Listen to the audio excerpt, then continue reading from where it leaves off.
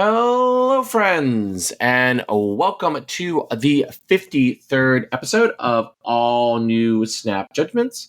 As always, I'm Roy Rogers, and joining me today and every week is my friend and yours, the God Emperor. Shout out to the comments of last week's episode affirming my decision to do this, which all I need in life is positive affirmation. It fuels me, so thank you, commentators. The God Emperor of the Snap Judgments Network himself and CEO and God Emperor, future sandworm, Aaron Pulse Glazer. Aaron, my friend, how are you on this balmy, humid day? I would like it known that Roy is terrible at decision making because he is fueled by affirmation of others, but then for a living, he decided to work with teenagers. It's true. It's true. It's very damaging to my mental and psychological health. Health, not help. Although health as well. I can't even say the word. I can't even say the word, which will probably be a reoccurring theme of this episode. But what you know is a reoccurring theme of each and every week, Aaron. It's that we have very special guests. Aaron, who are our special guests this week? First, I'd like to introduce you to the Newberry. It's Docty. How you doing, Docty? I am doing good. Happy to be on again. Having a good time. So, Drewberry, since he has quit Marvel Snap, left the crown just sort of sitting there. He stuck the sword in the stone, and Docty wandered up casually to that sword, pulled it out of the stone, and got featured in the Marvel Snap app for his new card content. Let's go. All right, Docty, how can our friends find you? Besides, in Marvel Snap, the app. Yeah, so I saw a nice surprise today that they did post my video in the community section of the app. So it's super awesome that they're using that community feature again. I mean, you should feel bad. They post you with noobs like Regis Kilbin. Yeah, and Binks, yeah. I'm on YouTube, Docty, DOCTY_snap. That's also my handle on Twitter. And I post all my videos there. I do my live streaming there instead of over on Twitch. So YouTube and Twitter are where you can find me. Our next guest is the gentleman who has just joined the Marvel Snap Creator Program. He, doesn't bother to check it before we podcast and ask questions about things we saw there. However, he's never behaved. He is Obihaved. Hi, Obi. Hey guys, how you doing? Thank you for having me, obviously. As I mentioned earlier, my kids are having a raver with their friends from out of town, so getting the house ready for a bunch of rambunctious young teens, and I didn't check the the creator Discord at all. Yeah, that makes sense to me. Obi is great. How can we find you? Well, you can find me on Twitch, YouTube, and X, or Twitter, whatever is your pleasure, at Obihaved. That's Obihaved. And just as an aside, we got a new editor for Deep Space, and our first episode is out for your viewing. It was the Jeff Hoagland episode. Very cool. Very nice. Roy, please list out a whole bunch of crap. Yes. Well, I mean, you're the one who produces the crap that goes on here, Aaron. You cannot do this section. I'm fine not advertising. It is literally what these things you do in podcasts to promote this content creator thing that you've been on a kick on for almost 2 years now. All right. So if you would like to engage with us on the variety of social media, we are on whatever Elon Musk is calling his propaganda service, currently X, previously Twitter. And our handle there is SnapJudgeCast. We are incredibly proud every week to be able to say that we are the official podcasting partner of Marvel Snap Zone. And we ask, please, that you join their Discord. Their Discord is awesome. Glazer's in there, at-alling people, keeping the conversation going. It's amazing. It's fun. It's the best large community Discord in all of Marvel Snap. So please click the link in the description of this episode on YouTube below or on your friendly neighborhood podcatcher. Join their Discord. Our snail mail of the internet email is snapjudgmentspodcast@gmail.com. I promise you, yes, your email will be lost in the kick spam, but you can still try to reach us that way. And last but not least, Aaron would be upset if we didn't at least talk about this form of social media, and that is where you are watching this episode right now, if you're a YouTube viewer, or where you should go and check out these daily Snap takes during big release weeks. It's 2 videos a day on our YouTube at Snap Judgments Pod. Glazer is out there grinding out content each and every day, 6 days a week, plus the 7th day in which this podcast comes out. Aaron, if our loyal listeners were to become our loyal viewers, what would they find on the YouTube right now? I covered all the data mines. I covered much of the stuff we're going to cover in this video, but you guys get the amazing opinions of Docty and Obi, so it's going to be better here. So make sure you watch/keep listening to this one. And as always, 3 decks a day, every single day, including a bunch of decks from the top-ranked people in Marvel Snap. Awesome. The other major thing you should check out from us is our Patreon, which is patreon.com/snapjudgments, where for just $1, you can join the various tournaments and leagues that we run with friend of the show, Penny T, and lots of other amazing content. Aaron, what kind of things can our $10 tier folks get right now if they were to subscribe to our Patreon? So I'm not sure why, but I decided to take the Infinite Leaderboard seriously. So what I was doing last season is I was doing 2 exclusive videos a week. One where I rank the top 10 decks from the videos every week, and another where I just go over my untapped stats, and I go over like, hey, here's what I've been playing, here's how it's been doing, like of the actual decks I play. So if you're curious about either of those, that's the $10 tier. Awesome. Aaron, what are we discussing this week? Oh, it's the patch, which definitely was not a big, impactful patch, right? This was not one of the most impactful patches of all time. It was darn. Obi, what you think? It didn't have the girth that we're used to normally, but it came with some oomph. I do enjoy the changes that we're about to talk to. I wish they would have added in some more, especially like the buffing of like older cards and stuff like that, just making things that are be more playable moving forward. But yeah, I'm excited to talk about the Mad Titan, it looks like.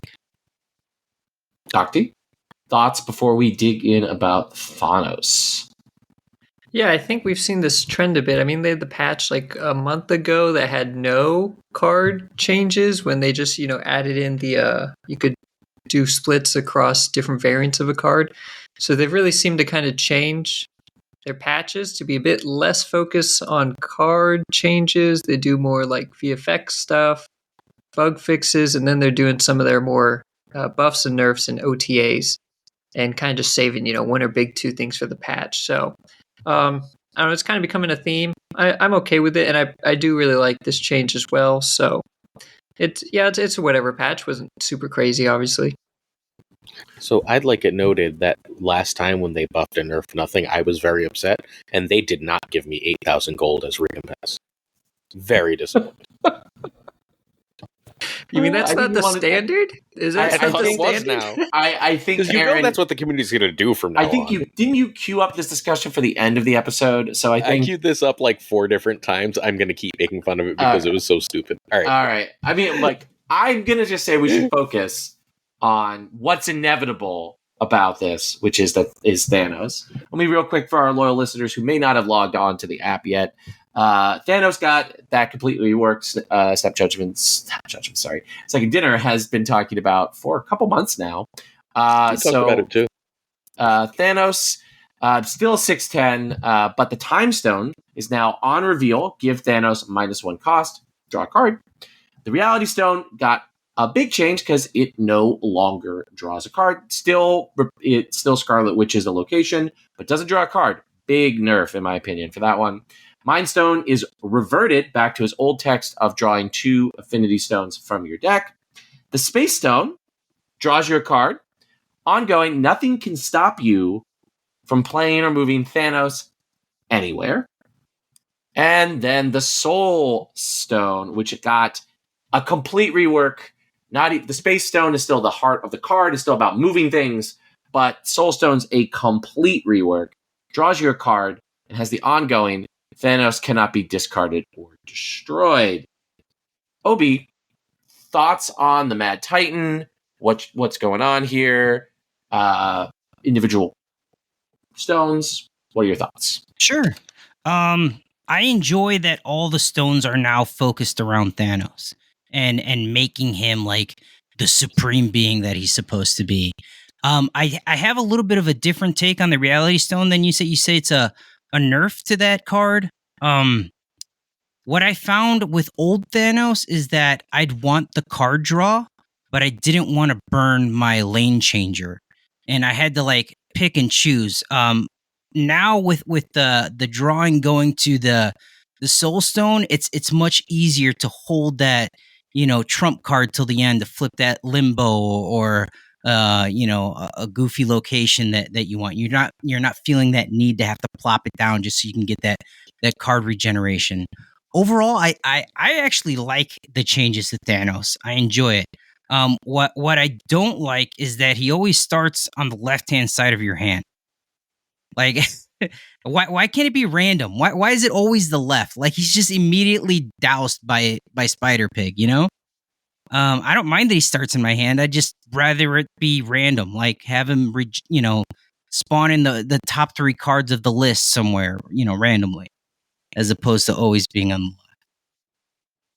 That's my 2 cents on the Titan. So I'm not gonna let one thing you said go. I'm fine with everything, but like Reality Stone is objectively nerfed.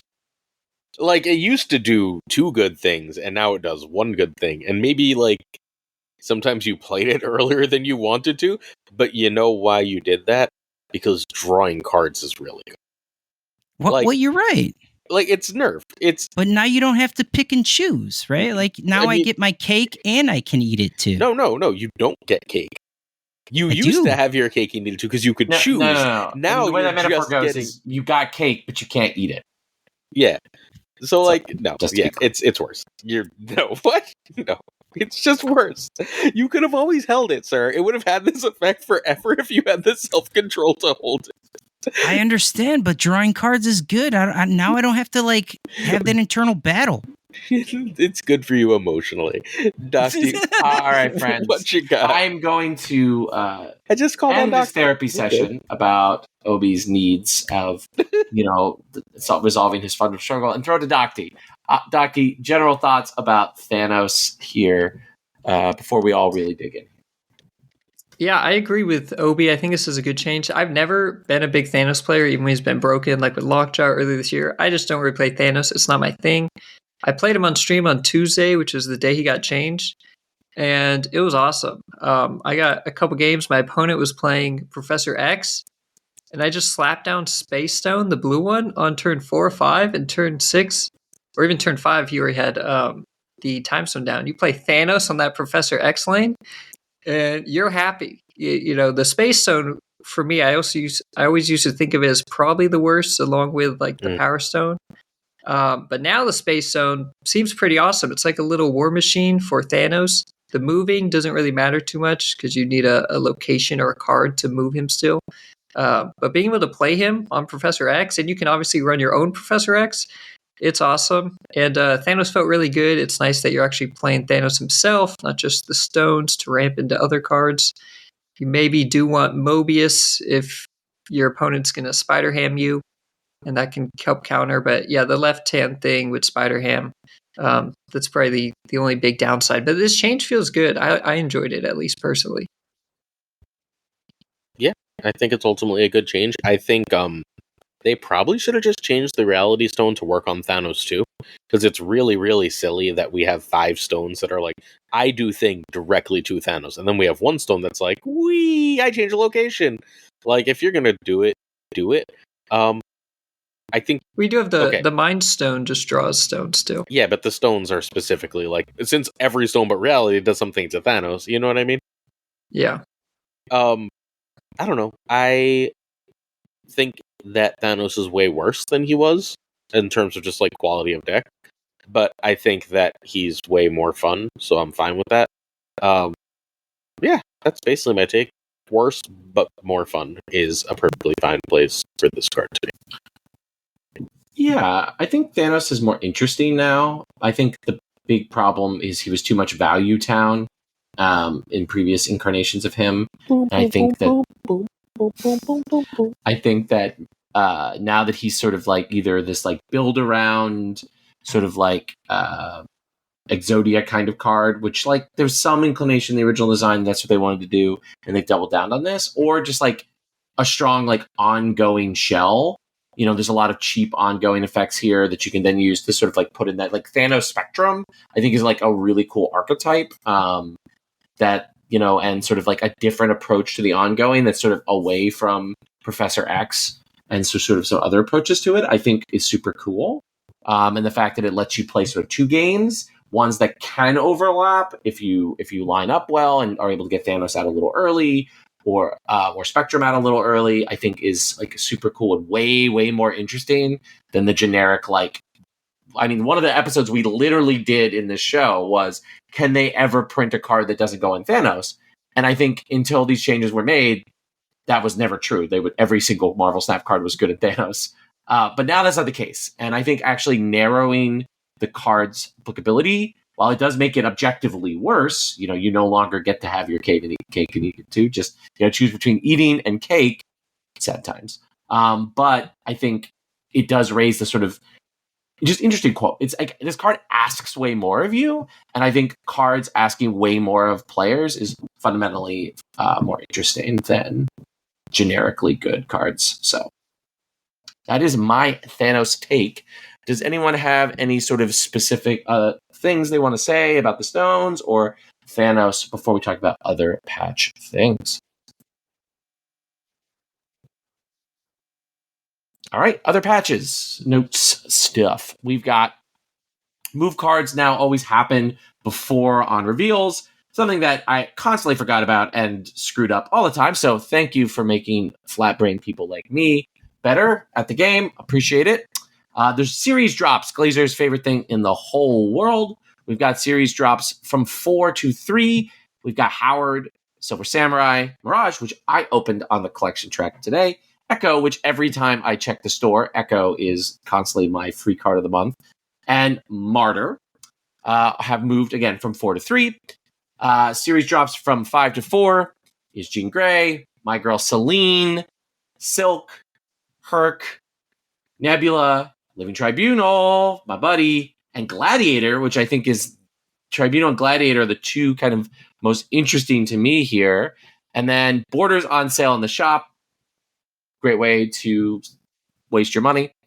And we've got VFX's changes, Mob, Beast, Soulstone, Space Stone, something about Venom. I don't know. I truly do not care. So it's hard for me to even say that. Downloading the assets for better performance. Make sure you do that.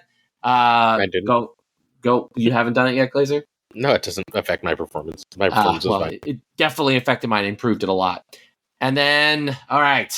I'll do it while we're going to do this 7th point here as a separate topic in a second. All right, but does anybody have any general patch thoughts and feelings? I like that the borders are now going on sale in the shop. I think they should even take that a step further because it's only applicable to one card, right? So, like, why can't they throw it into, like, the collection track, right? As, like, a minuscule percentage, right? Like, who would be mad? I'd rather get that than, like, a gold ticket. Yes, but they don't want you to have more things you want in the collection track. Well, if they did, you would have more things you want. You put it as like a horrible percentage, you know, like it's not a regular thing. It's just like, oh, I won the lotto this week. Here we go. Sweet. You don't even have to use the good borders. You could use like the crappy ones. I actually I got the idea from on Alex Kosh's stream. He was talking about this, and I was like, man, that sounds really good. I want this. Obi supporting those new up-and-coming streamers like Alex Kocha. I'm just trying to quote my source, man. I'm not trying to rip off material. Nothing wrong with watching Alex Kocha. Nothing wrong with Alex. Wow. Huge props to Alex. You heard it here, friends. Glazer encourages plagiarism. He is the chat GTP of Marvel's, GTP? Yeah, Marvel Snap's GPT. I thought you were an educator, sir. How dare you encourage Hey, this? all my kids' writing has improved so much since AI does it. I'm not complaining. All right. That hits too close to home. I like that they threw Gladiator in the series drops. This is a great card. Since his buff, he's been an absolute stud, especially with all the small ball decks that have been coming back. The Kitty, Angela, all that stuff. It's been wonderful. I think with that, if we look, all those cards that went from Series 4 to Series 3, they were pretty much the bottom of the barrel, right? From Series 5 to 4, the best ones, it's probably got to be Nebula, Tribunal, and Gladiator. Tribunal was just in Spotlights last month. Gladiator is in Spotlights in like 2 weeks. So while it's nice that it's going to Series 4, people maybe get them in caches anyways. So the token value maybe doesn't matter there. So maybe a bit unfortunate or even intentional there that the highest value cards other than Nebula that are dropping are also available in Spotlights. Completely fair. So I have a question. I own Howard, and now I own Mirage, but I don't own Samurai, Echo, or Martyr. Which of these should I pick up as my card of the month, friends? We'll start with you, Docty. Which should I pick up as my free Series 3? Are those your only cards you're missing, Series 3? Of Series 3. Oh, yeah. Okay, you said it's Samurai, Echo, Martyr? Yep. Mm-hmm. Well, Martyr, I don't think is good at all. I think that's a good way to lose. So I guess Echo. Echo, some people are big fans of Echo. They do actually use her regularly. Mirage, I feel like you just do cable. So definitely not Martyr, but my recommendation is Echo. Obi? Well, I'd preface this by saying what kind of list do you like to play, but I like Samurai. I'm big into discard. I know it's not like incredibly amazing right now, but Samurai does get rid of a lot of Silver Surfers and other, goofy things like Iron Man as well when you're playing Tribunal. Yeah, Blob. Just a lot of those low power, high impact cards when they hit the board. So I'm going to go with Samurai on this one. Glazer, you are the deciding vote because I'll be honest with you, the right answer is Martyr. Yeah, the right answer is Echo, but you're going to get Samurai because you like discard. Like, you'll never put Echo in a deck. I know, there's several lists that the one card I've been missing recently has been Echo, so. Really? Yeah. Look, Echo is a really good card. Like, Echo is a good card. Almost any deck that's running just a random 1-drop that's like got a Nebula that could just be like an Echo.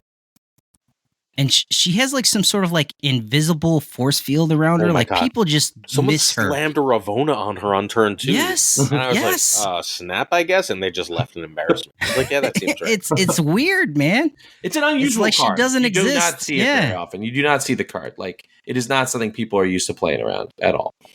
It should be Daredevil's ability, I'm just saying. You never see it coming. I don't know. Daredevil's ability is super thematic. Yeah, Daredevil's ability is thematic. So, that's a cool card, Daredevil. All right. So, I guess I can go into my shop right now and get Echo, because that's what the vote was there. I will go do that. You're going to get the others from the collection track. Series 3 cards, and when you don't own 3, you'll have them all pretty damn soon. I know. I wasn't even expecting to open Mirage. I was like, oh, yeah, there's cards I'm missing now. It's nice.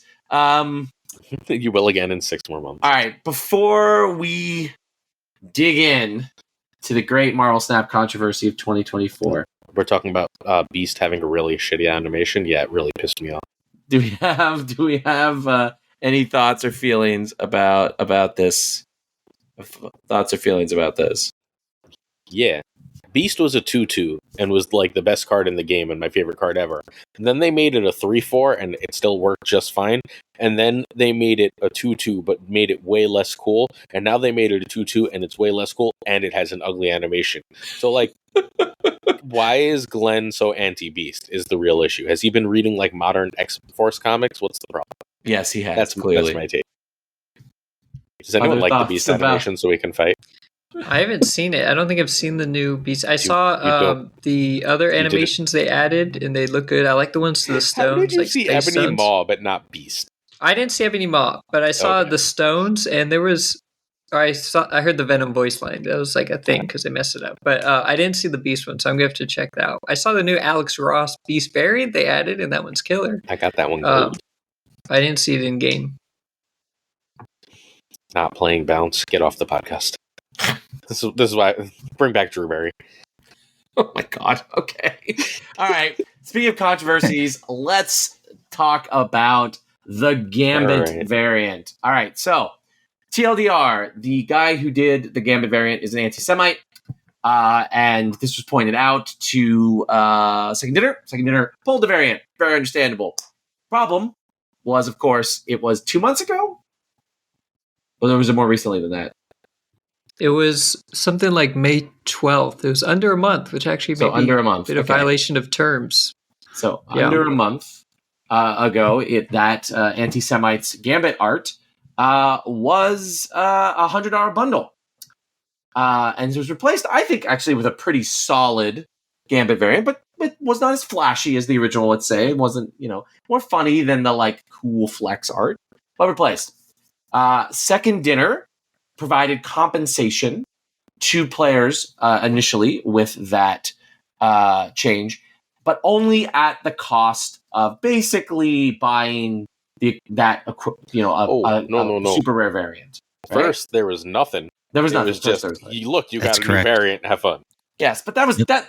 Like, I checked my internet like at the end of the day. That lasted like a couple of hours. So because everyone lost their fucking minds. Well, the time that they lost, then they lost their fucking minds again. That they did not get a full refund. And I think specifically because I felt like most people were pro somebody getting some type of compensation. But I think the fundamental drama was how big that compensation should be. And that was, I think, what tore up the community for a while. This week, I could be wrong, as I don't live on Marvel Snap Twitter like some people on this call. I'm not calling out any of our guests here. I'm calling someone else because I do get the notifications from the Twitter account on my phone, so I do know how much a certain person here lives on Twitter for Snap. But anyway, almost never on Snap Twitter, sir. Well, then why am I getting 150 notifications? Because everyone tags me in everything. Sure. All right, Docty. Thoughts, feelings. Oh, I guess you should provide the happy ending question mark. Hey, did it end up being the full 8,000 gold? Yes. It was 8,000 gold. So basically, $100 worth of gold was given to players at the end as basically a full refund, friends. Let's just be, yes, you didn't get your cold hard euros back, but you got the equivalent of that in their digital currency. So, Docty, thoughts, feelings, hot takes before Glazer and I, I'm sure, annoy some people with our feelings about people this. So mad at me. Yeah, so it's been a crazy week, and 8,000 gold is crazy. And really, when it started, they didn't jump out in front of it. They weren't proactive. I didn't even know it happened because I didn't read all the patch notes. And so I started reading the Discord of people being upset. I'm like, what are they talking about? In game, like, it doesn't pop up. If you're a Discord player, you might have loaded up a game and been like, hey, I didn't have that variant before in my Gambit. Like, what is that? So really the miss is they changed a card in your collection. They changed, and it was a variant. It wasn't just like some pixel variant. It was a variant that a lot of people had favorited.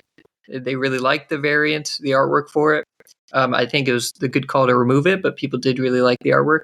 And then, of course, it was tied to a $100 bundle. So they should have just known people would get really upset, and they should have jumped in front of it, told everybody, hey, we're replacing it with this other variant, and we're giving you like 1,500 gold or something. Mm-hmm. Really, I think it came to the 8,000 because they were just having a PR nightmare and they're like, at first, they're like, oh, crap, people are mad. So we'll give them 1,200. That's how much a variant costs at the shop. That's got to solve it. And then that made people more mad that they only gave 1,200. So that they're, it must have just been burning fire at Second Dinner. They must be like, listen, we need to do something.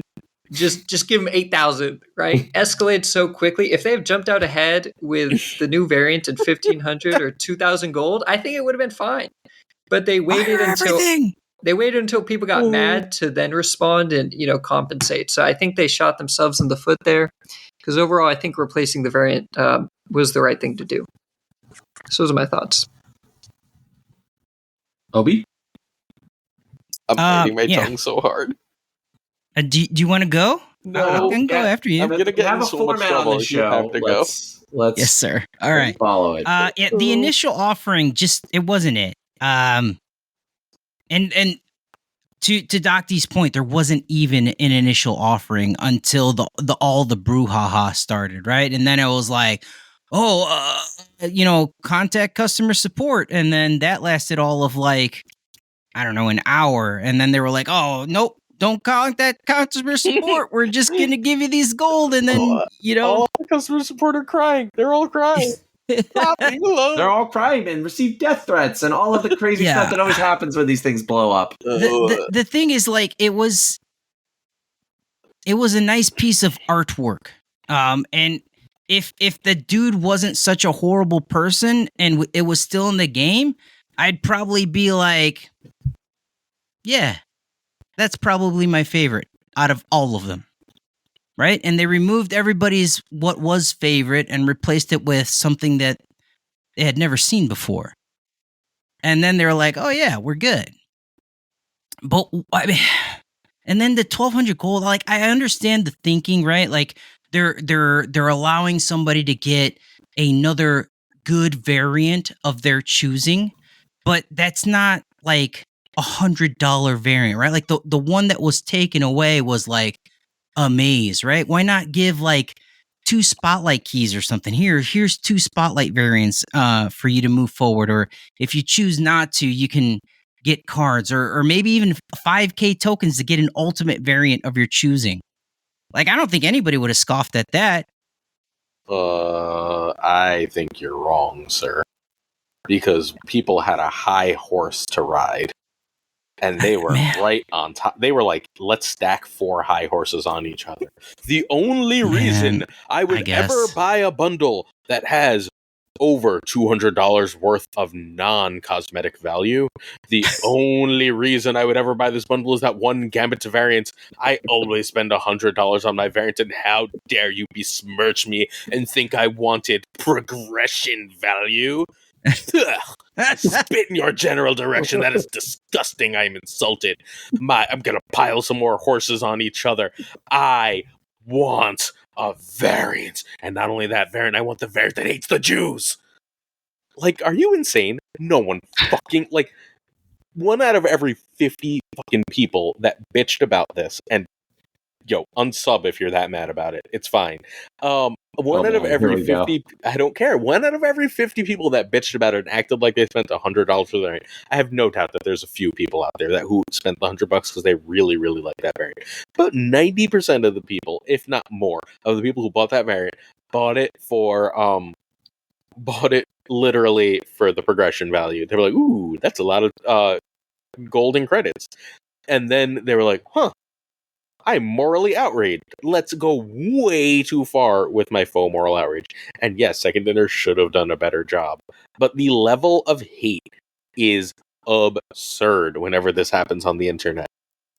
I mean, isn't that just true of any faux pas or like error that anybody makes on the internet? It's like instant, you screwed up, and this is why, and we all hate you for it. But I don't have a podcast about that shit. And I don't know that community. I have a podcast about this shit, and I know this community, and I know I spent I guess it's only been 3 days now, rolling my eyes so hard they almost fell out of my head. It was like, yes, Second Dinner fucked up. Can we have maybe, just maybe, some reaction within scale to how bad they fucked up? Holy shit. Yeah, I think people were going crazy. I'll agree with Glazer on that. A lot of people, I think, were jumping on the bandwagon of, oh yeah, this is horrible. They stole from us. We want a full refund, right? Not mentioning all the resources they got from it. But I can see why people don't. You feel like you buy a variant or a card and you feel like it's yours, and I could see why they get switched, and you feel like it's taken from you in a sense. So I understand where they're coming from, and even with the like terms of service, technically you don't own anything, right, in the game. Yeah, like you've bought something digitally on Amazon, right? Like yeah, it's digital access, and so you're basically buying the ability to play it. But I've heard things about Australia or Europe having some specific rules on that in terms of like them replacing it. And in the Snap terms, actually, it says anything you get, you own for like the first month. You're guaranteed to have it. They did. They fixed it too fast. This variant was in the game less than a month. The bundle came out May 7th. We're talking right now on June 6th. So that variant was around less than a month. So there is, arguments that they did break their own terms of service in that sense. I think people were rightful to be, a bit upset or frustrated, but I do think it got blown out of proportion.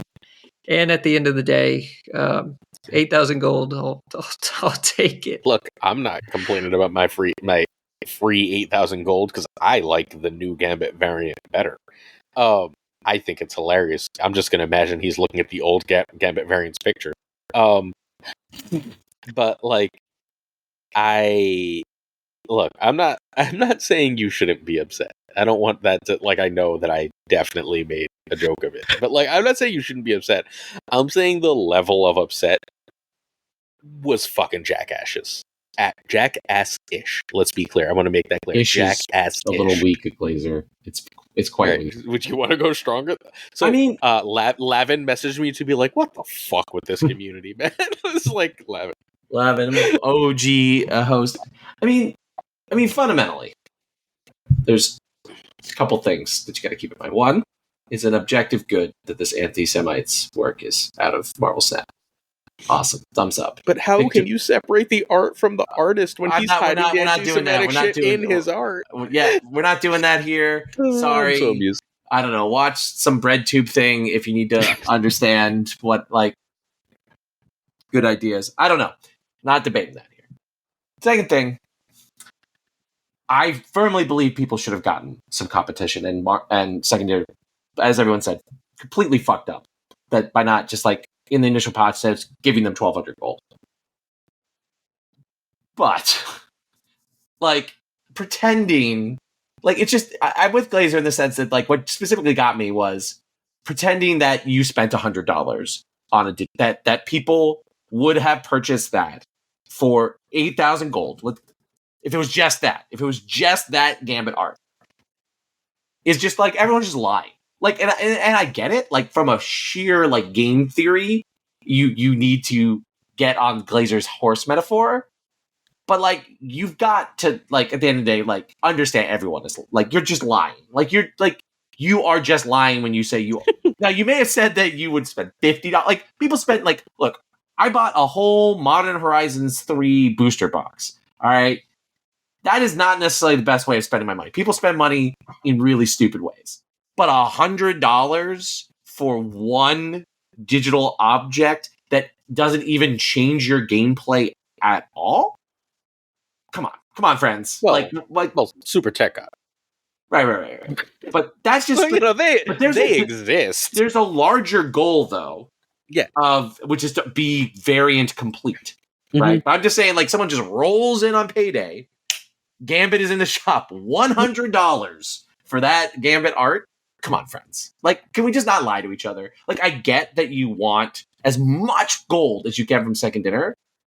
Cool. I understand it's in our class interest as players for them to give us free shit. But we also, if we don't get free shit from them, then do you need to be the same? Like, do you need to harass the AI bots that were like these poor, underpaid AI bots that run the customer service? All right, and with the one human who has to then manage those robots and occasionally step in when the robots aren't able to answer the question. Like, did they really deserve all of that? Like, does the Discord need to become this toxic? No.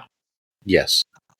I will say that it was their decision to initially drive the traffic to their AI bots. It's true. That's not That's not something that the community was like, Yeah, but let's take down the robots. This is how we get to Rise of the Machines. It's true. That at that moment there was there's an angry, salty, sentient AI chatbot that suddenly some poorly paid customer service rep at Saginaw was like, oh no, our chatbot has gained sentence and anger, and Marvel Snap players will be the first to get the robotic guillotine.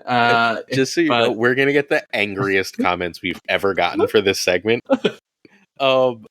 Yeah, I'm a union person. I'm used to people being furious at me. Have fun, friends. I'd like to just take an opportunity to say something positive. Yeah. While the initial handling wasn't the greatest, they did attempt, right? They did attempt to handle it quickly. And that's not something that we're kind of accustomed from this company. So since the new community managers come in, the communication has improved, right? The response to issues has gotten better. Did they hit a home run? No, but at least they got up to bat and they took swings, right? Yeah, Griffin's been doing a great job as the community manager, in my opinion. The communication from them and the quick reacting to problems, like we mentioned, they used to take forever. I mean, sometimes a big problem would happen. You hear about it in a couple of days. Griffin's been really good about trying to react right away. They didn't get in front of this one. It was unfortunate, but he clearly put in effort to fix it after. They didn't get in front of this one. Was like 2 weeks later, they changed the card. 3 weeks later, they changed the card. And then within 2 days later, the situation was resolved. I think, they handled this in a time frame that is way perfectly fucking fine to anyone reasonable. Unless you, live on Twitter, their time frame for responding to this is completely fine for anyone with a job.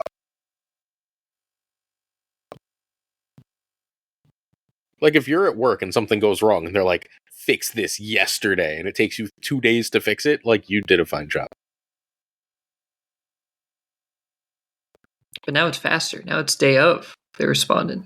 Yeah. So, what's the problem? No, it's good. I'm saying it's good they responded faster. We're all awesome. saying that's a bonus. That's a wonderful thing that happened. Again, generally speaking, the humans behind Second Dinner are quite excellent. And I think that's a really great note to transition into new cards, because it's a new month, and this is our monthly hour on that. That's amazing. Annual tradition of talking about the new cards. And our season pass card, Gilgamesh, is a 5-cost, 7-strength Series 5 season pass card. On reveal, +1 power for each of your other cards in play with increased power. Obi, what do you think of this definitely memorable character, definitely from a well-loved Marvel movie? I think he's a fine card. I think he... I'm still trying to find the best place to put him. Initially, I was like, ooh, I can toss him in Surfer as a big fat stat stick at the end, right? Because, Nova will get everything buffed up, and then I can be like, boom, big old Gilgamesh. That didn't work. It was very clunky. I found that Zoo's probably the best home for him currently, with the ongoing buffs, because he does work with ongoing buffs. But is he a weak card? No. Is he a card that's gonna probably shape the meta? I don't think so, but he's a fine card, I think. Good addition. Yeah, I think I agree with that for the most part. I think he's just kind of okay. He's kind of what I expected, where he can get big power. Like for a 5-cost card, yeah, he could be like a 5/15 if you got Blue Marvel down. But in that case, usually play him on turn 6. You could play a 6/15 Gilgamesh, or you could just play Red Hulk or something. If you're often playing him on turn 6, he just feels very replaceable. And the decks and what you need to do to make him big, you need to put in real work for it. So he just makes him pretty niche, which means you put him into the hands of new players, they're going to have bad experiences with him because you're trying out different decks and most of them aren't going to work well. Like Obi mentioned, a lot of situations just don't work well. So his power's okay, but he's just going to kind of be replaced, in my opinion, even in the decks that synergize most with him. They don't really need him. So he's okay. I still don't think he's going to be the worst card of the month, but definitely one of the weaker season pass cards we've seen in a while, in my opinion. He's poopy. Y'all are too nice. I played him for like 3 games, lost 1 billion cubes in Infinite, was like, fuck this. I kept playing him at the end of the game and being like, this is really big, and then my opponent would be like the game that was finally it for me was he should have won a lane that I was already ahead in, and my opponent played for 6 energy, Wolfsbane and Sage. I lost. They were a lot more power. It wasn't close.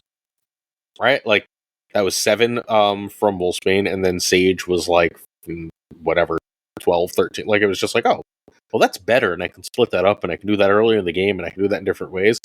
Or I could play this schmuck and only have it in 1 lane. And then in all my other lanes, I kind of, like, if you're going to fill the board in that way, you have to sort of play less power stuff throughout the game. Like, weaker stuff. And if you're doing that, then you lose. I think the only home that really makes any sense for him is Patriot Supergiant, because if you stick him behind Supergiant and then play Onslaught, then that's probably big enough. But like that's probably big enough because Onslaught and Patriot are really good. Not Onslaught, Ultron, excuse me, because Patriot and Ultron are really powerful together. And like I'm not even sure Gilgamesh belongs in that freaking deck, or that's the right version of the deck. This card's getting some kind of buff because it's terrible. It's my working assumption. Oh, they didn't buff Black Swan, and it was terrible on them too. That's true. I was going to say that. But you're right. I mean, if you're not sticking behind Supergiant or Invisible Woman, it feels like a 6-cost card. Mm-hmm. And it's clunky, like Obi mentioned, because the on reveal, you have to get it after the buffs. It's just awkward, and it's a bit too niche to make it decent. Cool base art. Very good base art. I guess maybe because I also like Black Swan, I guess I'm more bullish in this card. Not necessarily because it's like going to fundamentally shape the meta, but just sort of like it's an interesting thing to build your deck around, right? Like to like really care about this effect. Like I guess Sage also was kind of a little bit similar in this kind of like space of sort of like power matters.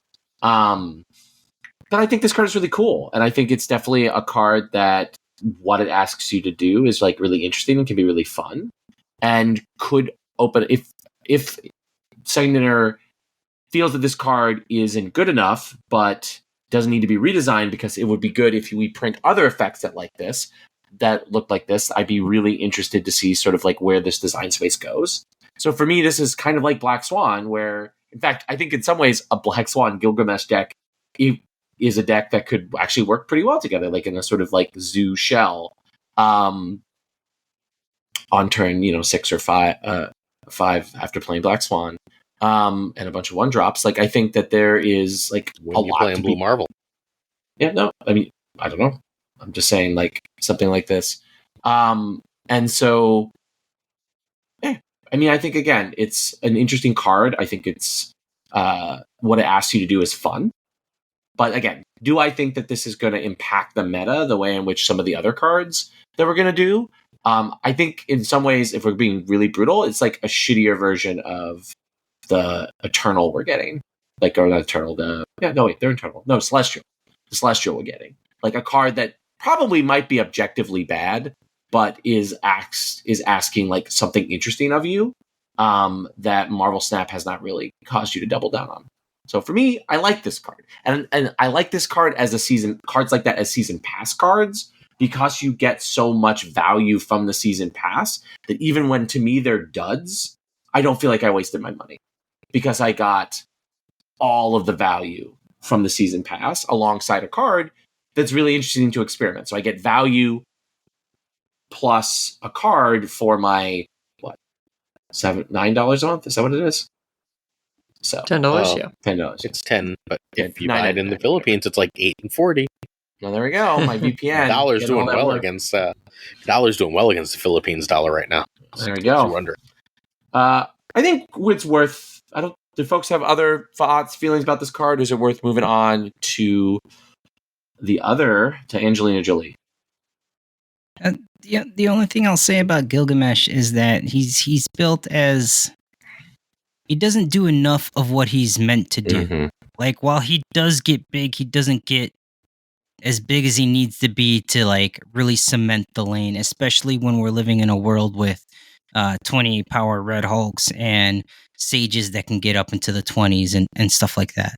Right. Like, if I could play him or Red Hulk, all I have to do for Red Hulk is happen to draw him early, and then nothing extra. He requires nothing of my deck. And it's about the same power, right? He's 2 Red Hulk triggers at his very best. Or I can spend Is he too broken at +2 for each other card with power? I mean, if he was 5/2 +2, you can play 11 other cards. That's plus 22. So yes, probably. Is he too broken as an ongoing effect and not an on reveal? Yes. No, he's not actually much better. He's just basically the same card. I guess you can drop. It would be him on better. 5 You at could that get him point. down on turn 5, though. And then you could play ongoing, so. Spectrum. Yeah, I think he just needs to be a 4-cost card. If he were like a 4/5, I'd be real happy. Mm-hmm. All right, let's talk about Angelina Jolie. So, Thena, she's a 2/1. Works with Ravonna. Series 5, 6K tokens. After each turn, +3 power. Woohoo! Oh, that's a number that has never gotten Marvel Snap cards in trouble before. What do you get your +3 power for doing? Playing exactly, they put the emphasis, the parentheses, exactly 2 cards. She does count herself. So if you go her, 1-drop, or 1-drop her, whatever, doesn't matter the order, you trigger her on the turn you play her. Docty, thoughts, feelings, another card with pretty solid base art. Yeah, so Thena was my pick for the strongest card this season in terms of just being competitive. And so far, she's been pretty good. I've been playing her. I had her as the strongest because of the +3, as you mentioned, Roy, that can be dangerous. Although when it's gotten nerfed before, it's given +3 to other things like Silver Surfer, Elsa, Forge, right? They're giving their +3 power to other cards. So that's kind of a bit better to spread out the power. But it's still a lot. I slapped her right in the Slayer Blade deck. There's a couple of variations of that now. Some more like just Ravonna Lockdown, some cheaper stuff. Basically anything you have Angela and Kitty Pryde, she works well in. And she's been getting big. And what's nice, you can play her late game. Some cards just are bad if you play them late. Even Angela, like on turn 6, your board is full. You maybe can only play 1 card after. But Thena comes down on turn 6 with another card. She's a 2/4. That's not bad. Get her down on turn 5 with Professor X. If you had Ravonna, you just play Thena, Professor X in a lane together, and she can end up as a 2/7. So she's been good to have value. She can work on lanes that are hard to play in, which Angela can't do. And right now she's even got some funny bugs that I know Guest posted the one thing where if you bounce a card back to hand, if you played 3 cards, but you bounce one back to hand, so there's only 2 cards left on the board that you played that turn, she will get powered up. And then I'm seeing on Twitter, someone got an infinite Kang loop and they powered up Thena to be like 32 power. So she's going to have some bug fix coming in terms of what she looks at to power up, but she's been pretty strong. She's delivered. And she seems good so far. I'll pass it over to Obi. I like this card a lot. I like tiny scaling cards, Angela, Bishop. This is a great addition to that realm of card. She doesn't get overtly like huge, but she gets big for a 2-cost card. I mean, in some respects, she's almost better than Angela in some use cases, but they're almost, they're very similar in power output. I like splitting these cards. I like throwing Angela on one lane and Thena in another. That way I can scale 2 at once. Make the opponent really have to pick and choose where he's going to be dropping his Shadow King. Yeah, I have this card as number 2. I don't know if we're doing that yet, but this was my number 2 for the month. Yeah. This is the best card they've released since. Ready? Deep Red breath. Blob. Oh wow. It's better than Red Hulk. This card is insanely good. Like, this is gonna get nerfed. I think they're gonna start with a 2-0 and then be like, well, that didn't do shit. But, like... Go down to 2 is what it's gonna do.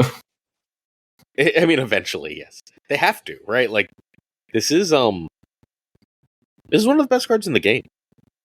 Mm-hmm. Like, it's completely changed things. Like, if you've played, like, a big guy's deck, like a Hella deck, and the opponent has Thena in a lane, it's terrifying.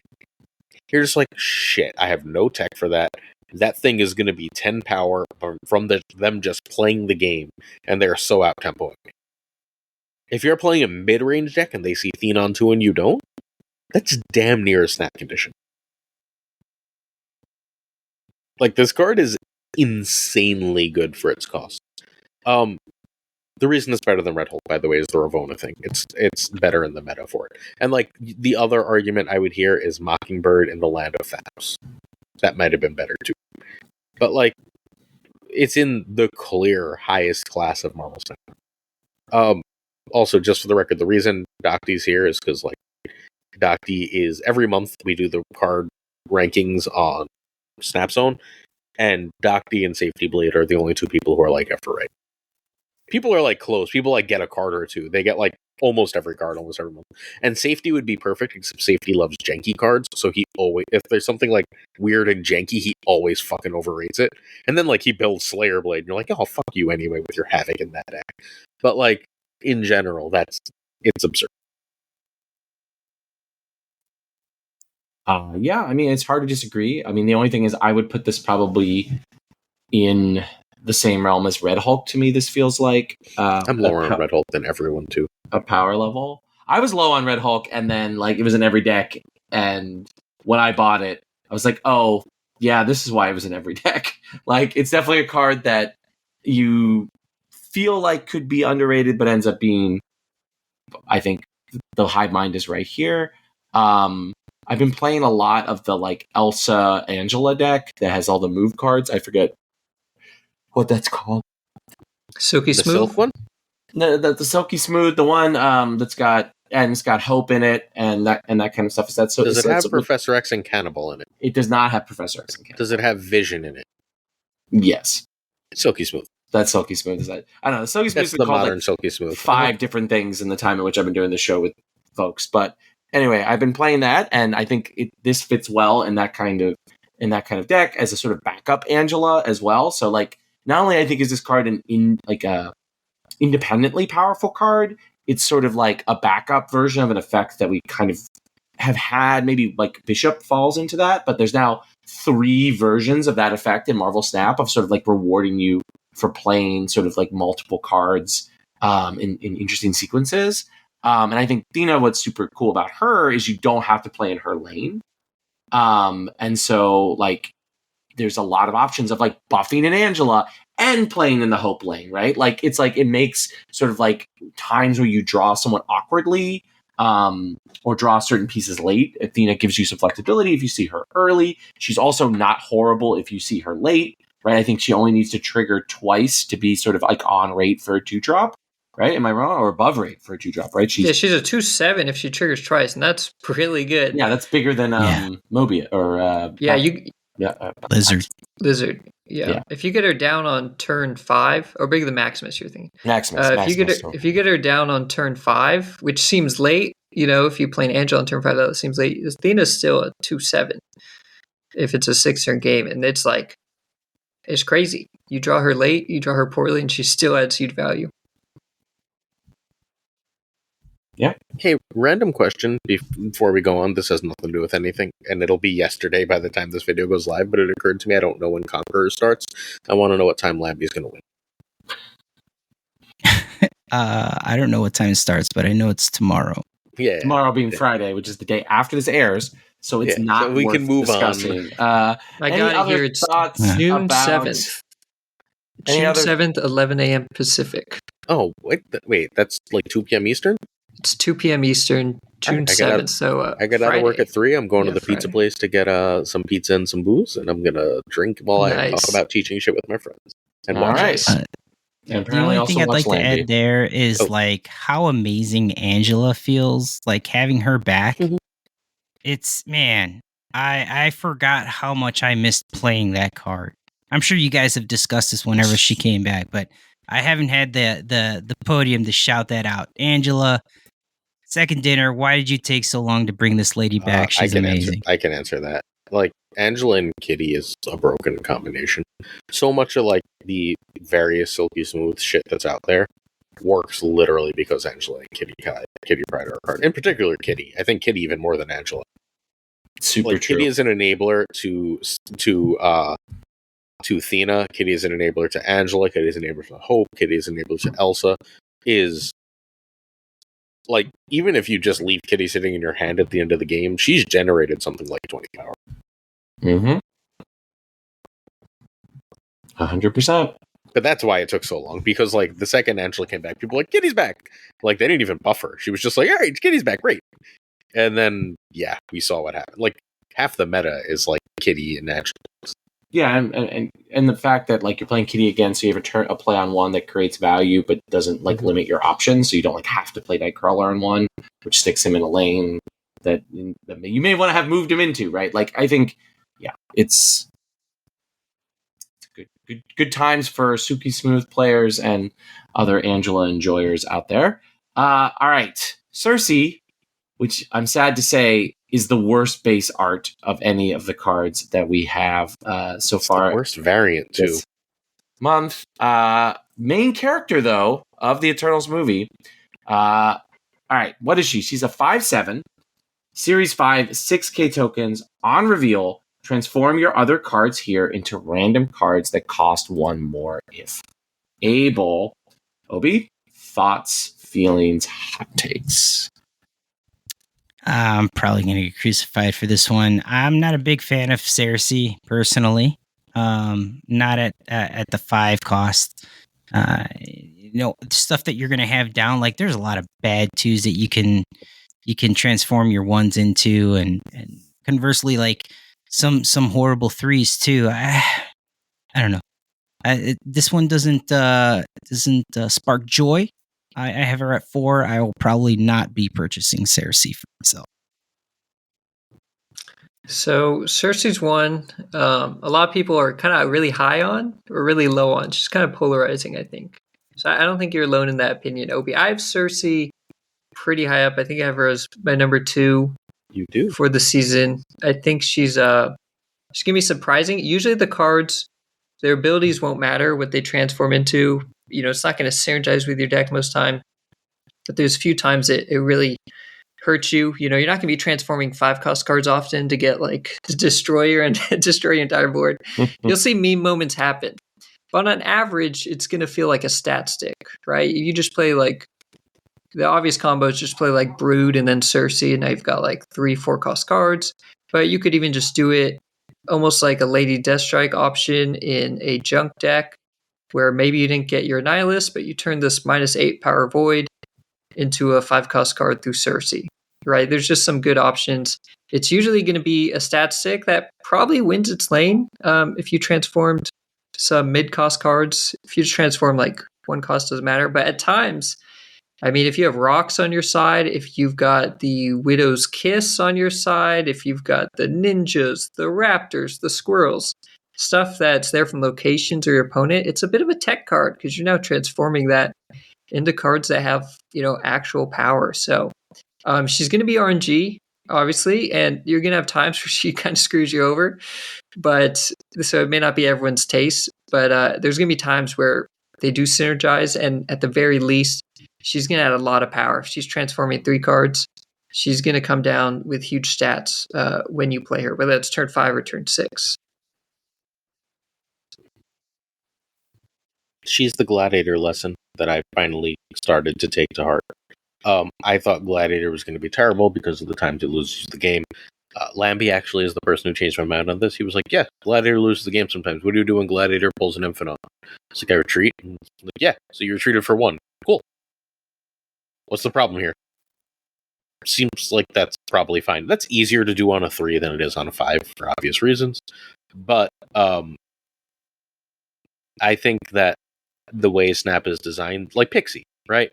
These cards that are very high variance always have ways to mitigate them and ways to play them intelligently. And yes, sometimes they will lose you a game and lose you a cube or two. But that will feel real bad, but that will be well overrun by the bajillion times that it wins you games by just being like really good stats. Because at the end of the day, we overthink Marvel Snap a lot, and really good stats wins games. I think that despite her looking really fun, she's going to be way more boring than she seems. She's sort of like one lane Jubilee in my head. Not Jubilee, excuse me. One lane Blink, like a Jubilee style card in my head. Sometimes she's way better, sometimes she's way worse. That's all going to be context dependent. But yeah, whatever. She's good, but I think largely she's a stat stick. Also, I'm just going to say this now. Like, if they nerf Professor X Cannonball before this card comes out, you better be so fucking ready for so much Annihilus. I think Glazer offered some great insights there. And I think specifically, though, it's no surprise that Lambie identified this card as strong because this is a Hearthstone card. Like, this is the most Ben Brode, like early to mid Hearthstone era, like design that he's done in a while. And or that the company has done in a while. Like, this card feels very Brody, feels very Hearthstone-y, because there's a lot of effects like this in Hearthstone. And a lot of card players, myself included, when they were playing early Hearthstone, like really struggled like to identify that these cards were good. But there was like sort of a tipping point where where people began to figure out actually these cards are good. It was kind of when the generation of like people like Lambie were some of the best Hearthstone players in the world. And it's not surprising that he identifies this card strong. For me, I want to emphasize another aspect of Glazer's insight that I also found with Hearthstone is these cards read fun but are boring. And that's something to keep in mind. Like, if you enjoy good stuff cards, this is actually a card for you. This is not a Brewer's Paradise card, the way in which some of the cards, like I think Gilgamesh actually is way more of a Brewer's Paradise card, or the Eternal we're going to get to, or Celestial. I keep saying Eternal, says Celestial. The Arishem is like kind of a Brewer's Paradise card. This card is very boring. It's going to do some funny things sometimes, but at its core of its design is actually really boring. Just like just add on. Yeah, that's a good point you make, actually. I'll just add on one thing, too, is most stat sticks, obviously, they do die to Shang-Chi, and you always hear about that. And it's, it's not usually terrible, but with Cersei, when she transformed cards, she's 7 power. You transformed like broodlings into cards that are like 6 or 5 power 4-cost cards, and their abilities don't really matter. They don't really help you out. Well, now you've got like 3 6-power cards and 1 7-power card. Like, Shang-Chi's not hitting anything. Cannonball's only hitting one of them. It's a nice power spread instead of just a stat stick on a single card in a lane. So I think that's a bit of a benefit as well. What if you get a Tuma? Well, then Tuma's gone, but your other cards are still there. Yeah, it's not a Tuma. You're gonna have a Tuma you get sometimes. Hellcow when you're sad. You're playing her late in the game. Negative. I'm kidding. You're happy with Hellcow. I mean, depends what's in your hand. It depends what turn you play Cersei. Yeah. Yeah. Cersei's going to be a turn 6 play fairly often. That's a good one. Look, at the end of the day, there's another day coming. I don't know. Cersei's kind of dull to me. I'm going to get her. I just don't like the type of deck she goes in. All right, completely fair. All right, Makkari. Hey, wait, who wants to play David's turn / Adam Silver and make the announcement about Makkari? There's an announcement about Makkari. I really don't. You can take it away, Glazer. Yeah. No, you really? I got to do it? You brought up? Fine. Makkari is now going to be released last possible second as a 3/4. As they realized, everyone on Earth went, ew. Which might make it playable. All right. Well, Makkari is going to be a 3/4 Series 5 6K token card. And she says, after your turn, run from your hand to a random location, if possible. Docty, I think it's your turn to kick it off here, my friend. Thoughts, feelings, hot takes. Yeah, so I, like many people included, with the coldest take, had Makkari as the worst card of the month. I think everyone was like, yeah, she's going to be horrible. She's got the power of a 2-cost card with no ability. She plays herself for free, but she's not having any ability. It's going to a random location. That could be good. It could be bad. It doesn't really matter. But it might accidentally fill up your board. You're losing a card from your hand, and there's a space in your deck.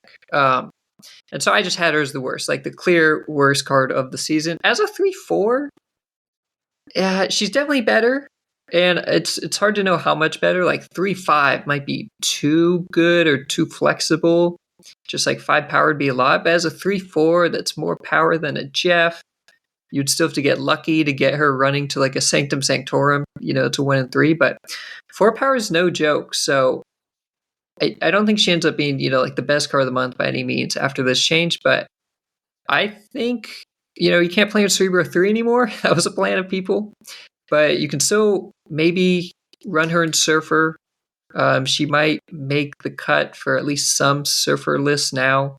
And I think for lockdown decks, if you are doing like full lockdown, maybe you've got Storm or Storm Legion, having an extra 4 power while you're playing like a 3/2 Storm to close off lanes could be really helpful. So I think as a 3/4, she's maybe okay.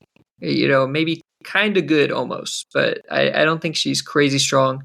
And just getting it for free isn't as good as people think it is, because if you weren't going to play another card that turn anyways, then you basically paid the cost for her. Good for priority though.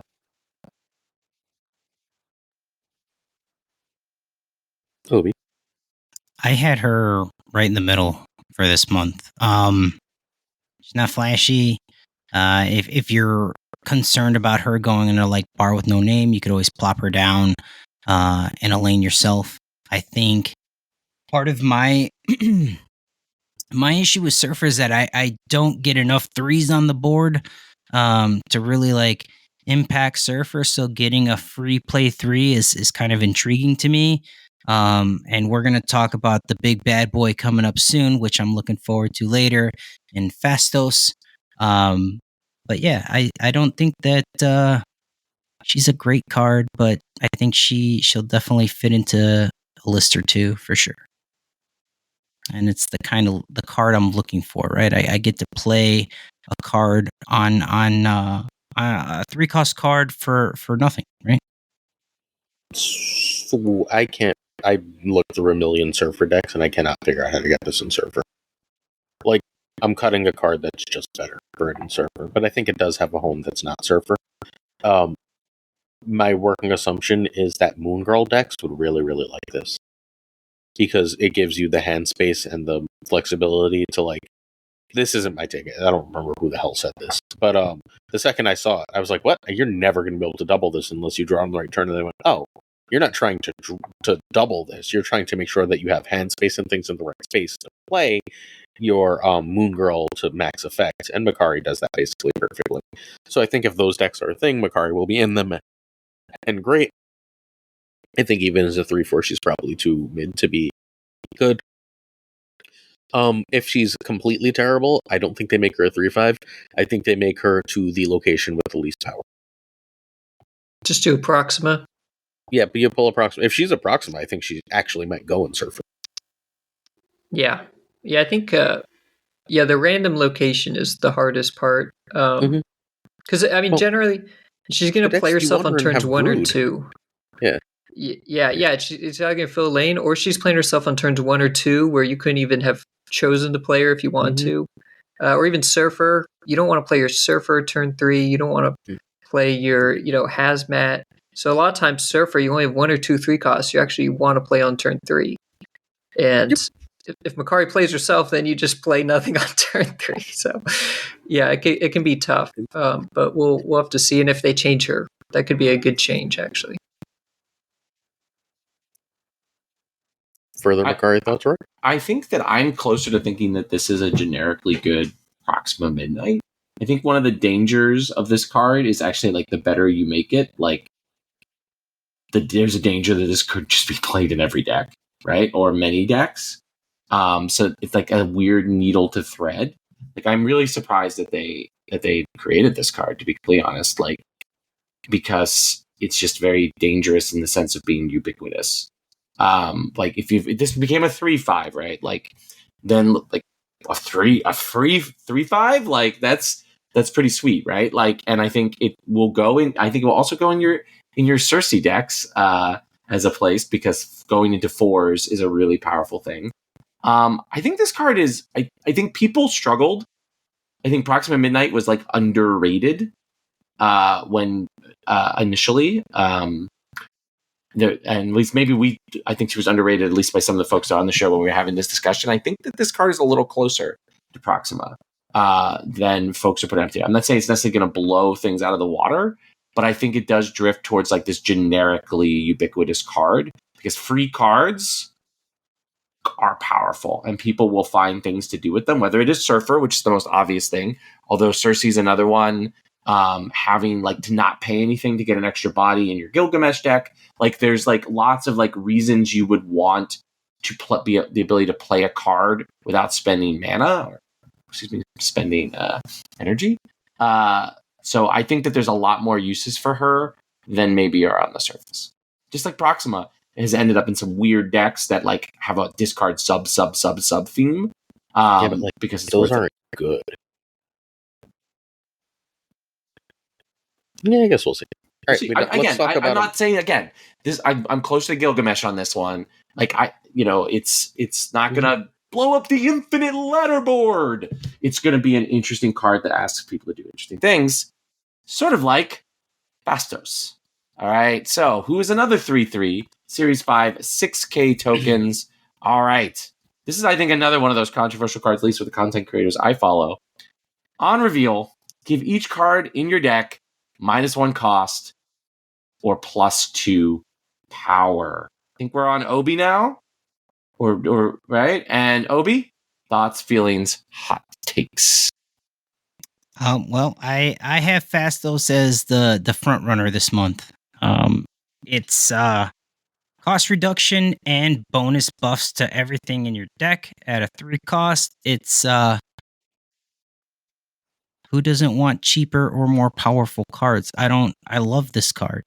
I'm gonna play the heck out of it, especially in my Surfer list when I can drop out a 4-cost Sarah and then play out all the other 4-cost broods or 4-power broods and whatnot. It's gonna be a lot of fun.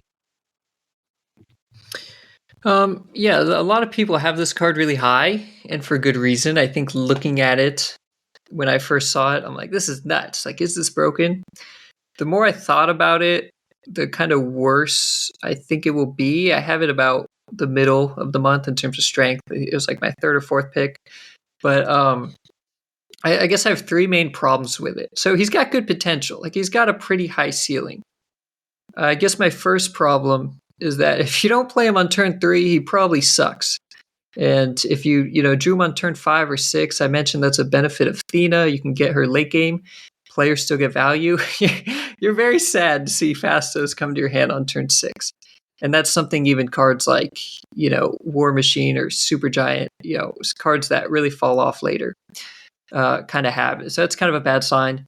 And he's giving all your cards in your deck -1 cost or +2 power. So not only do you have to draw the cards, which is why you kind of need to play them on curve, but if he does end up giving +2 power, like, I feel like the -1 cost is really good. If he gave everything -1 cost, you'd be pretty happy. If he hits the +2 on like a Brood or Sebastian Shaw, you're pretty happy. If he hits +2 on like Sarah, it's the same thing as Phastos just being a vanilla 3/5. I mean, you really have to get multiple cards that got the cost reduction or power bonus that kind of benefits them more, and you have to be able to play them. So that's my second problem. You're just not going to always be able to do that. Maybe you draw the cards, but you decide not to play it that game, so the bonus doesn't really matter. And he ends up just being like a 3/5 or 3/7. And then lastly, especially, we're going to talk about Arishem next, but I think Darkhawk is going to be really popular once Arishem comes out. And if Phastos is hitting rocks in your deck and you're not drawing as much because you get hit with Black Widow, you can draw that 0-cost rock, but you're not feeling great about it. So I think that's going to kind of hit him a week late. But even without the Darkhawk issue, I think he's going to feel good sometimes. I'd probably play him on Surfer still, potentially, but I think he might flop. I think he looks really good, but he might just flop if I'm thinking about what he does on average. But he has a high ceiling, and I wouldn't be surprised if he ends up finding a really good deck to fit into. Probably with Magic in it. So he wants to be in decks that either have extra turns that run Magic, which certain versions of Surfer do. I think in particular the Gregor style of Surfer will really like him, because there will be times when you can go Phastos into Absorbing Man, which just seems like a silly combination. You can do the same thing with Grandmaster, I guess, but it's not as cool. The other place I really see him being used, well, other places are the low curve decks. So the highest win rate deck right now is not the Cannibal Professor X list. It's Noki. Noki is in my top 3 favorite archetypes in the game right now. My favorite archetypes, everyone who's listened to this knows I love Bounce more than like anything. I like Noki nearly as much as Bounce, and Surfer's probably 3rd place. So, you know what the 3 homes for Phastos are? Bounce, Surfer, and Noki, right? So, like, what you want from Phastos is decks where you want, like, either decks that take the game long, and that's why the Surfer decks that run him will run Magic, I think. Or decks that want to play every card they draw so that you're guaranteed to get the benefit. And if you're like, all you need is one -1 cost card in a lot of bounce lists, right? Like, and it changes your last turn completely. You're getting that extra Elsa trigger. Now you can pressure all 3 lanes. It's completely different. Or all you need is that extra like +2 power. Now it's like you played an extra card on that on Hitmonkey, right? Or like your Kitty starts bigger, your Angela starts bigger, whatever the hell else. All those things are like incredibly useful. I think this is reasonably likely, although I'm not as sure yet, to be in the old Iron Man varieties of Bounce, because giving Iron Man +2 power or -1 cost are both just absurdly powerful things to do, and then you don't have to worry about nearly as much stuff. You just have to. I still haven't figured out how to get Sage in that deck. I just play it as it was when Geo won the damn tournament. Like, I'm just like, Sage, whatever. But I think that at the end of the day, Phastos has very, very specific homes. I have a number 1 just like because I wasn't being objective, right? Like, his best homes are the decks I really like. Like, Thena, I don't believe is very good in Bounce. I mean, assuming she works properly with Bounce. She's probably fine in Bounce now because it's broken, right? But like, once Bounce actually works, I don't think she's going to be good in Bounce. Phastos can be great in Bounce. I think Phastos goes in basically every Noki deck, because if you don't draw Thena or have a 2+1, you just drop him, and then if you draw Thena and she's already got the +2 power or the -1 cost, you're just in a way better shape than you would otherwise be. That kind of thing. And then I think he's going to go in very specific, but not all Surfer builds, and him not being in every Surfer build. And like, his design is literally like, what if we made a card that if you played it on 3, either made Surfer happen to all your cards or made Sarah happen to your card, right? Like, that's fundamentally what his print says. But if he's not in every Surfer deck, I think he's going to be more niche than I want. He's still my favorite card of the month, I'm pretty sure, because of where he goes. Although, like, there's, at this point, 0 chance, I'm pretty sure, of him being nearly as good as Thena.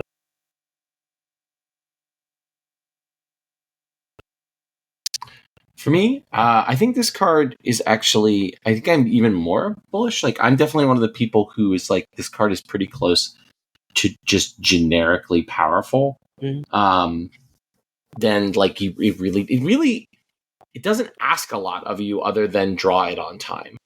And I think for mid-range decks that might have a variety of sort of like tech cards, like tech 3s or tech like Mobius or things like this, like other powerful plays that you have on 3 that you can play if you don't draw Phastos. Like, I think that's where this will shine. Like, I think this is sort of like a good generic card that will go in those sort of like, if this to me screams as like the most mid-range of mid-range cards. It's going to be super great in this with this next card we're going to talk about. And definitely magic shells, it would be good. But I think it's much closer to just being like, think the deck building cost is just simply draw it on time. So if you have other powerful cards that you want to do in its cost slot, and so that when you don't draw it on 3 or 4, it's not a huge loss to your deck. Like, I think the more you build around this, I actually think the worse it gets. And I think this is a card that asks like very little of you other than to draw it. And so I'm definitely interested to see what this like. I hope this is a good spotlight leak, but because I don't think it's just worth straight up buying tokens. But this might be a card this might be the card I open for this month. I think I'm going to buy Thena with tokens, and I'm going to buy get Phastos or Arishem, who we'll get to in a second, with Spotlight Cash. Phastos comes out with Corvus and Spider-Ham. Oh, already have both of those cards. So, all right. You have what are the 2 cards this week with Thena? Do we remember? Grandmaster and MODOK. Yeah, Grandmaster and MODOK. Yep. Do you have both those? I do. Well, I don't have Grandmaster, but I have MODOK. So yeah, you don't need Grandmaster. Yeah, I'm not open for her. I was so high on Grandmaster. Oh my me god! Too. I mean, I think me too. In the long term, he's a card that is good. He's a sleeping time bomb of a card, but that his time's not come. But you know who's I think. All right, look, Airstream is the card we've all wanted to be talking about this entire time. It took us nearly 90 minutes to get there, but this is the most exciting card of the month. Arishem, the big Celestial himself, Series 5, 6K tokens, would probably be a big bad if we were using the old system. At the start of the game, +1 max energy. Ooh, holy shit. Shuffle 12 random cards into your deck. Unlike some other start of the game cards, he does not start in your hand. So you draw a regular hand of cards, including any of these 12 cards. So that's how the card works. I think Docty, or are we on Obi here? I think it's Docty is going to kick us off with the big one. I'll take it away. It's like you mentioned, he's kind of like an unofficial big bad. Definitely the most exciting card we've had coming to the game in a long time. And, you know, if you just see what people are saying on YouTube, on Twitter, Reddit, like all the comments, everybody's hyped for Arishem.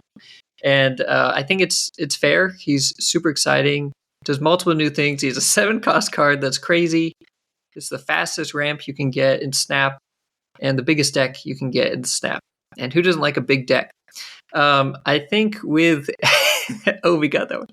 I think with Arishem, you know, he looks like a meme at first. And I do think he has some hard counters. I mentioned Darkhawk earlier is going to have an absolute field day with this. You don't even need to play your rocks if you don't want to. You can just play your Darkhawk and you'll have massive power when your opponent has a 24-card deck. But I think he's not a meme card. If you're thinking about the ramp and you realize that there's a big majority of cards that cost 2 and 3 in Marvel Snap. There's not that many 6-cost cards. There's a little bit more 5, not too many. A little bit more 4, but there's a ton of 2-cost cards, a ton of 3-cost cards. He's going to give you the random cards are going to be a lot of cheap ones. And so even though they're not going to synergize, you know, if you're just playing a 2-3, I don't know, Scarlet Witch on turn 1 if you want, like you still got 3 power turn 1. You know, you might play a 3-4 Cyclops on turn 2. You're kind of keeping up, maybe even ahead of tempo. And you're probably going to put bigger cards into your deck, almost like an old Thanos build, where you pretty much, you know you're going to ramp, so you put just a bunch of 5 and 6-house cards in your deck. And if you think of an Electro deck, Electro comes down on turn 3. He's 2 power. He doesn't really do anything. And so you really start playing your big stuff on turn 4. Well, you're playing Arishem, you probably have 4, 5, 6-cost cards mainly in your deck. So if you play one of your 4-cost cards on turn 3, which by turn 3 you have like 6 cards in your hand, half of them are stuff you put into your deck, half of them are random on average. You know, there's a good chance you're getting a random 4-cost card that was decent, or a 4-cost card you put in your deck on turn 3. So it's kind of like a faster Electro. Yeah, there's random stuff. There's going to be cards you don't want to play. but you don't have to, right? If you get Destroyer, you don't have to play it. You just hold it in hand. And when you ramp up, I think it's okay that you miss Synergy because you're making up for it in power. And you probably put Blob in there, but you still get wrecked by Darkhawk. You probably get demolished by Loki if your deck is just kind of good stat cards without Synergy, I imagine. And so that's really his biggest downside, I think, is he has some probably really bad matchups. He's kind of like a weaker Loki, Loki at home. But he's going to be really fun. I'm excited for him. And I think he's going to be decent. And in Conquest mode, he seems actually pretty decent. Sometimes if you're against a specific matchup, you wait until he gives you a random Super Scroll or Enchantress or Rogue or Red Guardian against that deck with Iron Man or something. So I think he's better than people think. I don't think he's crazy strong, but I think he's so fun. He's going to be worth going after. And I am with everyone on the bandwagon of Arishem Hype Train. And I think Arishem is falling really high because he does something incredibly unique in the game, and it's something that we haven't seen before. And we, as a populace, we're like starving for new content. Like, give me something new, right? So I feel like this card is really tugging on that. Personally, I'm. Let me preface this by saying I'm not really big on RNG cards. I like the cards that I play to do what I set them down to do. That being said, I just envision like having a handful of like 4s and 5s, and like you can't do anything for the first 2 turns of the game, or even worse, like higher cards, and it's just like, oh, okay, I can't play anything for 3 turns. That sucks. Like that's why like old school like surfer decks were so rough, because you would be skipping the first 2 turns of the game before you started throwing out 3s and whatnot. So I actually have Arishem as my least the least ranked card this month. Do I think he's going to be fun? Absolutely. Do I think that he's going to be competitive? I don't know. I have my doubts.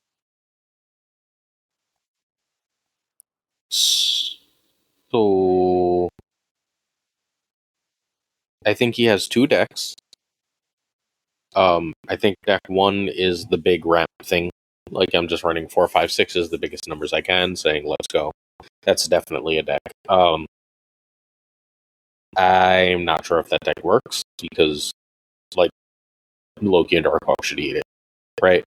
I could see him being a Loki card though, where like you're trying to generate cards and just playing more stuff than your opponent, and then sometimes you draw Loki, but sometimes you also just draw the card generation stuff. Your Agent Coulson's, your like you just do the Quinjet synergy thing. I think that could work too. I think that's more likely to be better, just because traditionally that's a better deck. You just ignore the tech and go all card generation. Like Nick Fury should be amazing in Arishem decks. I don't know. I don't think it's going to be good, but I think it's interesting. What I think I'm most excited for Arishem is Strange.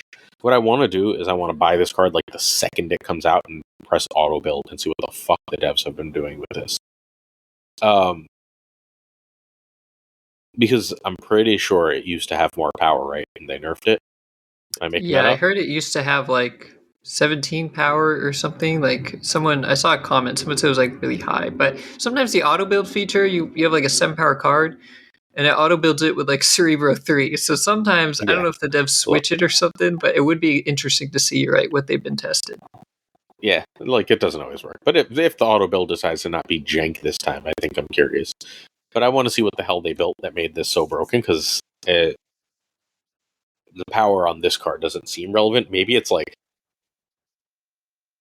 Hela or something, right? It could obviously just be Cersei, but it could be Hela. It could be it could be lots of things. I'm very curious. I'm very curious what the hell this card is, what it does, what happens. Is this good? I mean, more than any, like, we're always guessing on these videos, right? Like, it's always a guess. But, like, no one on Earth has any fucking idea if this is playable. There's just no way to know. Like, this is just the ultimate stab in the dark. I think I ranked it 3 or 4 just because I was like, whatever, this is in the middle. It could be amazing, it could be completely terrible, it could be totally mid, and I have no idea how to rank it. Like, whatsoever. Because it's too different from anything we've ever seen. I do know that it will shake up the meta just because literally the instant this comes out, Darkhawk will be meta. That's all I got. I think that this... Oh, wait, also, play Red Hulk against this too, please. Yeah. But definitely, I mean, I have to second, third, whatever, like, more cards like this in Marvel Snap. Like, just, like, a lot more. I love digital cards that actually take advantage of the fact that it's a digital game.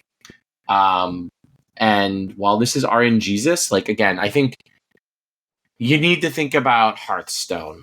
Like, I think that's where you got to think of. And, like, again, I think that this can be a very powerful effect in a game like that. And Marvel Snap, I think, has a lot of its bones with Hearthstone. And this is going to be strong.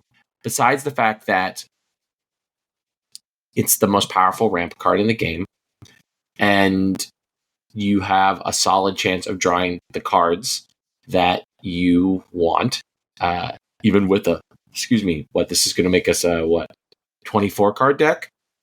And so, doubling the size of your deck does reduce the cost, but it's still not extravagantly unlikely for you to draw the cards that you want.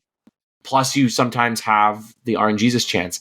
Just as a weird question, does anyone know if you put High Evolutionary in your deck and you get one of the High Evolutionary cards, it doesn't work, right? I don't believe so. It's a start of the game, but they're both start of the game effects, right? The way start of the game effects, and I learned this actually from Guest Gaming this week, testing out Thanos, I think, is it's randomly ordered in your deck. So maybe if when the game is about to start, if Arishem is listed first in your deck, and then High Evo is second, so Arishem pops up first, puts cards in your deck, and then High Evo pops up, it might work. But if it was ordered the other way, it might not. So it might actually depend just on RNG, even more RNG there, Roy. There we go. That would be super interesting. Again, but the fact that we're thinking about interactions like that is like another really compelling thing about this card.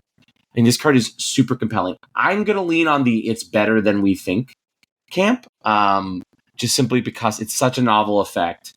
I think it's gonna end up actually landing somewhere around High Evo, in the sense that, like, it's gonna eventually people will solve where it is and it will become a pillar of the metagame, but Second will adjust it down to the point where it becomes a pillar but not the center of the metagame.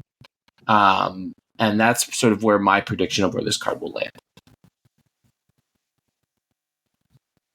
All right, spotlight catches. All right. Do we want to rank them, or do we want to say whether these are open? Let's just rate them out of 6, 1 to 6. Okay, 1 to 6. Okay. All right. 6 being worst, 1 being get this one. Okay. We'll go Obi, Docty, Glazer, and then me. So each one of these instead of rotating around. So Obi, kick us off. Oh, and what's your plan for each, just for the record? I have Athena. I opened Spotlight Caches 4. I did have already MODOK and Grandmaster, so I did take 3 keys to get her. I got all the variants. I could have gone without another MODOK Spotlight variant, but that's neither here nor there. Athena's a good card, as we said. I have this one at a 2. Yeah. Oh wait. We're not ranking them 1 to 5. You said just like is it a get it? Well, no, 1 to 6. So 2 would be like the second most desirable. Really, really good. Yeah, I'd still say here. I mean, Grandmaster is a meh. MODOK is niche to discard. But Athena's a solid card, so I'd still go with a 2. All right, I would say I did pick up Thena. I bought her with tokens because I already own MODOK and Grandmaster, and I don't have a ton of Spotlight keys right now. In terms of the cache as a whole, I give this maybe number 3 for the season. So third most desirable cache. Thena being super good, but the MODOK and Grandmaster as a whole, I think, aren't needed. Glazer? I think if you don't own MODOK, you want MODOK. It's a 2 because of Thena. But I think if you don't own MODOK, having access to a discard list, and it doesn't exist without MODOK, is important. It's a 2 because Thena's so good, and because MODOK is so desirable. I used 4 keys. I got Thena on my 3rd, but I wanted the Grandmaster variant because I didn't have one, and I actually like this one a lot. Yeah, there's just some lit variants. MODOK, but I think it's like, I think for me, I put it in the middle pack simply because it's a question to me of like, do you have MODOK or not? Is the central question here. Grandmaster is a cool card to have, but I don't think it's ever worth opening Spotlight caches for him at this point. Thena is definitely a card worth having. So the deciding thing is MODOK for me. I do have MODOK, so I don't believe I'm going to open for this, particularly with some cool stuff going on here. So, but I put it in the middle of the pack in the abstract. All right, next one is Cersei, Meek, and Phoenix Force. I will say one quick thing here. Glazer's wrong. This Cersei variant is perfectly fine. Really, I don't like it. Obi, definitely better than your attacking like, core Gregor. art. She's attacking Gregor. No one's going to get that reference. Correct. So since no one got it, Obi, tell us how you feel. Hoping someone in the comments does. This is probably one of the weaker weeks for me personally. Meek is okay. It's not a need for discard. Phoenix Force is not really a card that I enjoy to use. I spent hours one day trying to get a Phoenix Force combo off, and I just couldn't do it. It was unless you draw into it, it's rough. You know, you always end up going with your second condition. And right, like I said, I'm not really big on Cersei, so this is a skip for me. And I'll be saving my tokens and spotlights for other cards. Yeah, I have this behind my Thena, so I guess I have it number 4. We're doing out of 6, but I guess there's only 5 weeks. But I have this. Oh yeah, it should be out of 5. I'm just bad. At 5. I was counting Gilgamesh in my head for reasons. Yeah, because it's 6 card releases. Mm-hmm. So I have this as my number 4, second worst in terms of being competitive. Obviously, Cersei's unknown. Like we don't know. I have high hopes for her, but we don't know until we see her. Meek and Phoenix Force aren't really needed, like Obi mentioned. But I do like the Cersei variant, and I really like this Meek and Phoenix Force variant as well. And it's a David Mack Phoenix Force. And so I think it's a good set of variants just in terms of competitive. Yeah, I think it's a bit weaker. Obviously, that hinges on how Cersei turns out. I'm at, I believe, 4 as well. I think Meek isn't in the best discard decks anymore. I think Phoenix Force is significantly worse with the change to move. No one's talking about it, but that giant document that Jet wrote is now dead because it had like 10 million different ways to move Phoenix Force to do really cool things. None of that works anymore. Like, Phoenix Force just does the thing Phoenix Force does because all the move happens before anything else, right? It's ridiculous, like, how bad that hits Phoenix Force in terms of, like, expert level play. And if you're not going to become an expert at Phoenix Force, then you probably don't need to own Phoenix Force.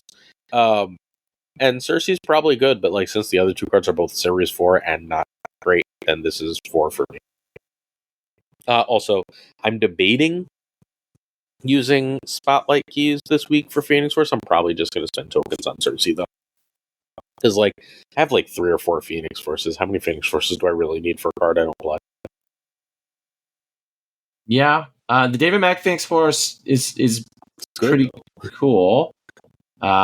Yeah, this is a good variant week, but I think it's just like a weak variant, like week overall. If you want to be a combo Phoenix Force player, good, more power to you. But I would put this at the bottom. Like Phoenix Force, though. All right, Makkari, X-23, and Gladiator. Oh, here we go. Obi? So this I have this one at 3. The cards that are come with it are very good. Gladiator, super solid card. X-23 is the catalyst that makes Destroy very, very good. And while Makkari's not going to light the board with her flashy ability, I think she plays into cards that I like to, or decks that I like to play.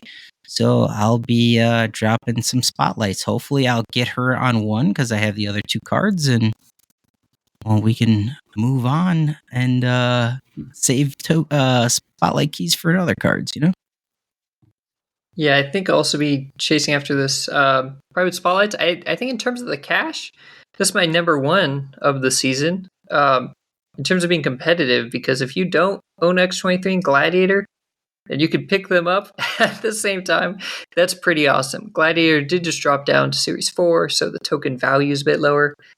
But those are still the most competitive cards, even though I think Makkari's either the weakest card or maybe now a little bit better as 4 power. So in terms of the card strength, I think it's the best set of caches. I don't really like the Makkari variant, and the Gladiator variant looks kind of like the other Gladiator variants, but the X-23 Hellfire Gala variant does look very nice. I would not be disappointed to open that one on my way to opening Makkari. This is my number. What number do I have left? 3? This is my middle. Oh, yeah, this is my number 3. It's after Thena because Thena is so good. X-23 is important. Gladiator is very important, even if you Series 4. And Makkari is probably not great. But, if you need X-23 and Gladiator, you should probably open this week because X-23 and Gladiator is so important. Yeah, that's all I got. I'm probably going to just buy Makkari with tokens because I have a Gladiator and X-23 I like, and I don't need another. I have 2 Spotlight X-23s. I don't need a third. I generally like the Hellfire Gala variants, but I hate this X-23 one. I don't. Maybe it's just this era of X-23. I don't know why she has the rogue white hair. That's. I don't know what that is. I think for me, on a personal level, this is 6. Because I already own Gladiator and X-23, and I hate the X-23 variant, and the Gladiator variant looks like every Gladiator is the dullest character in the entire game to make variants for, because he doesn't have multiple cool costumes, right? It's just the same thing.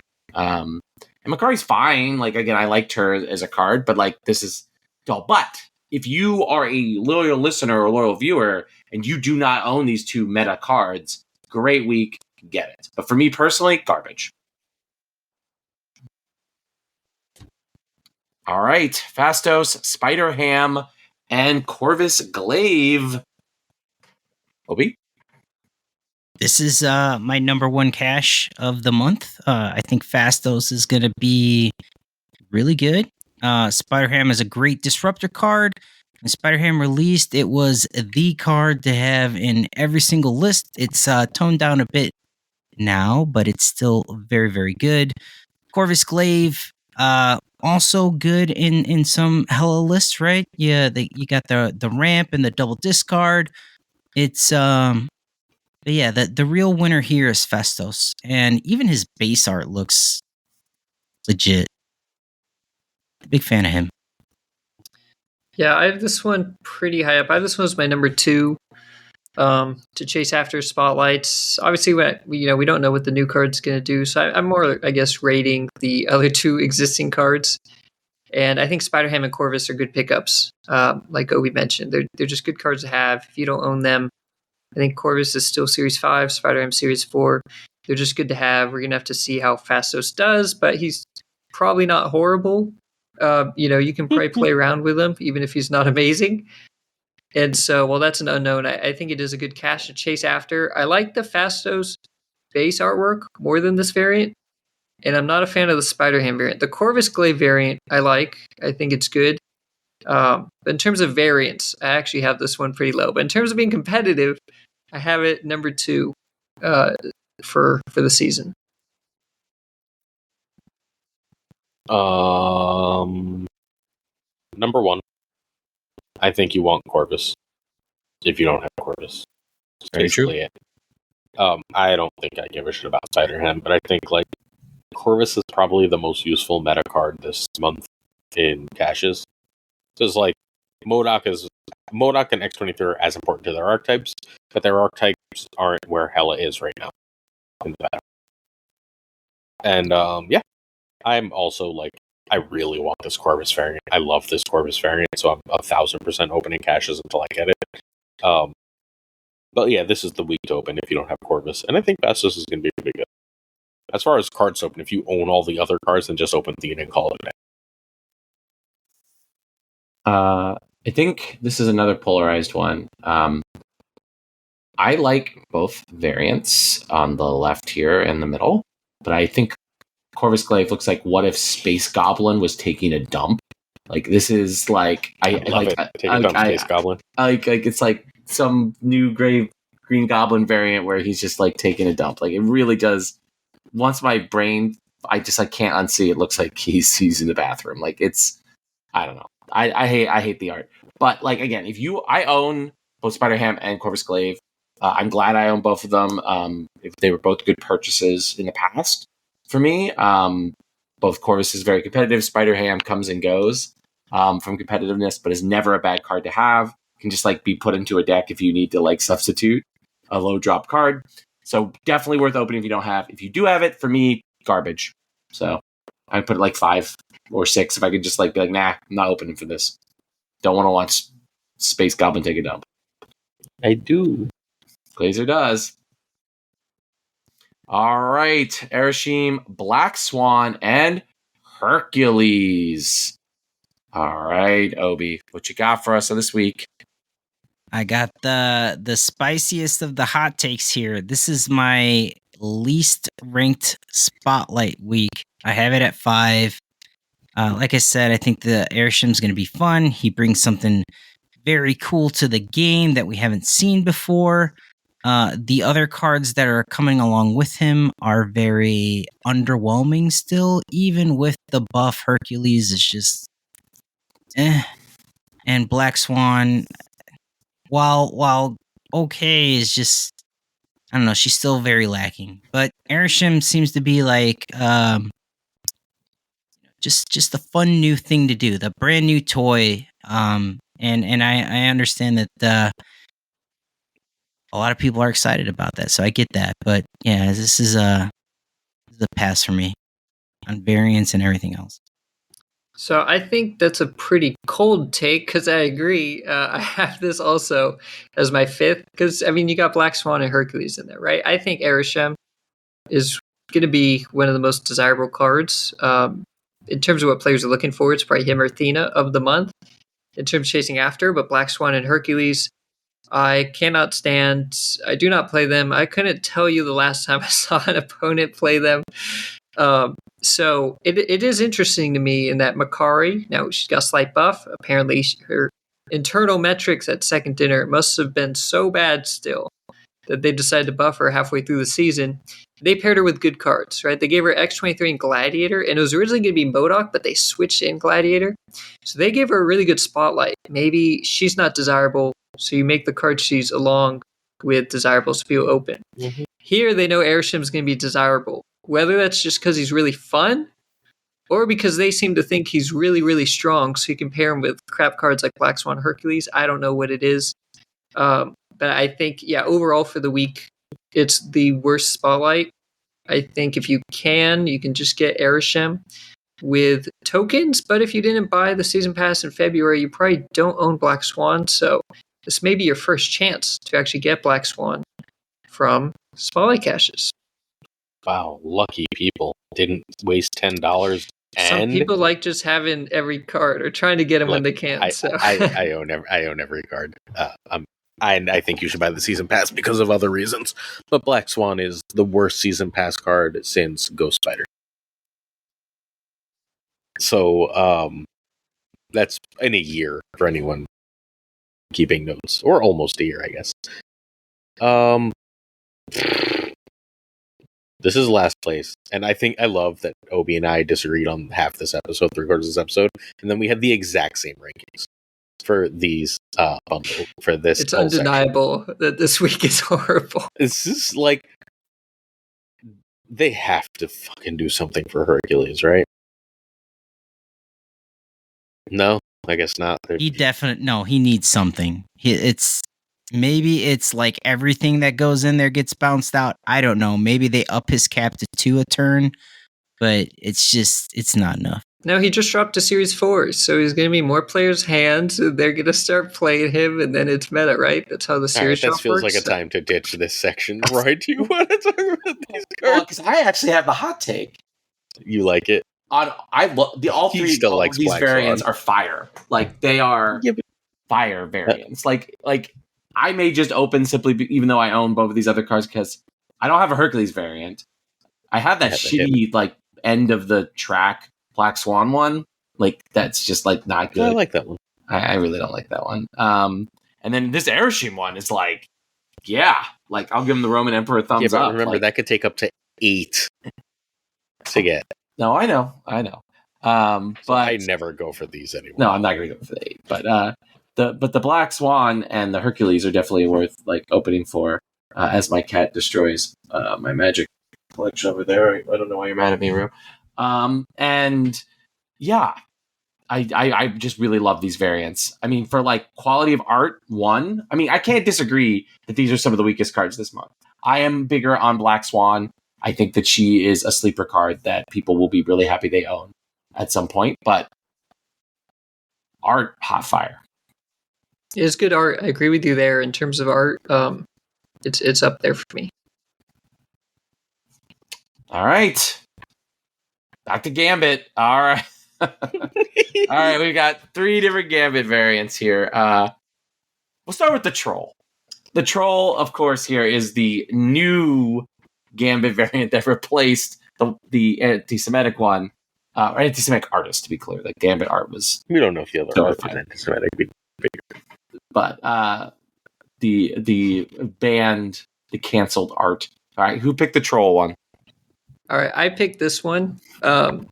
So I did buy the $100 bundle. Before, my favorite was the Gambit on the left with the pink sunglasses. And then I favorited the one from the bundle. I don't get most big bundles, but I actually really like the Shadow King variant. I've been waiting for that one, so I did go after the bundle.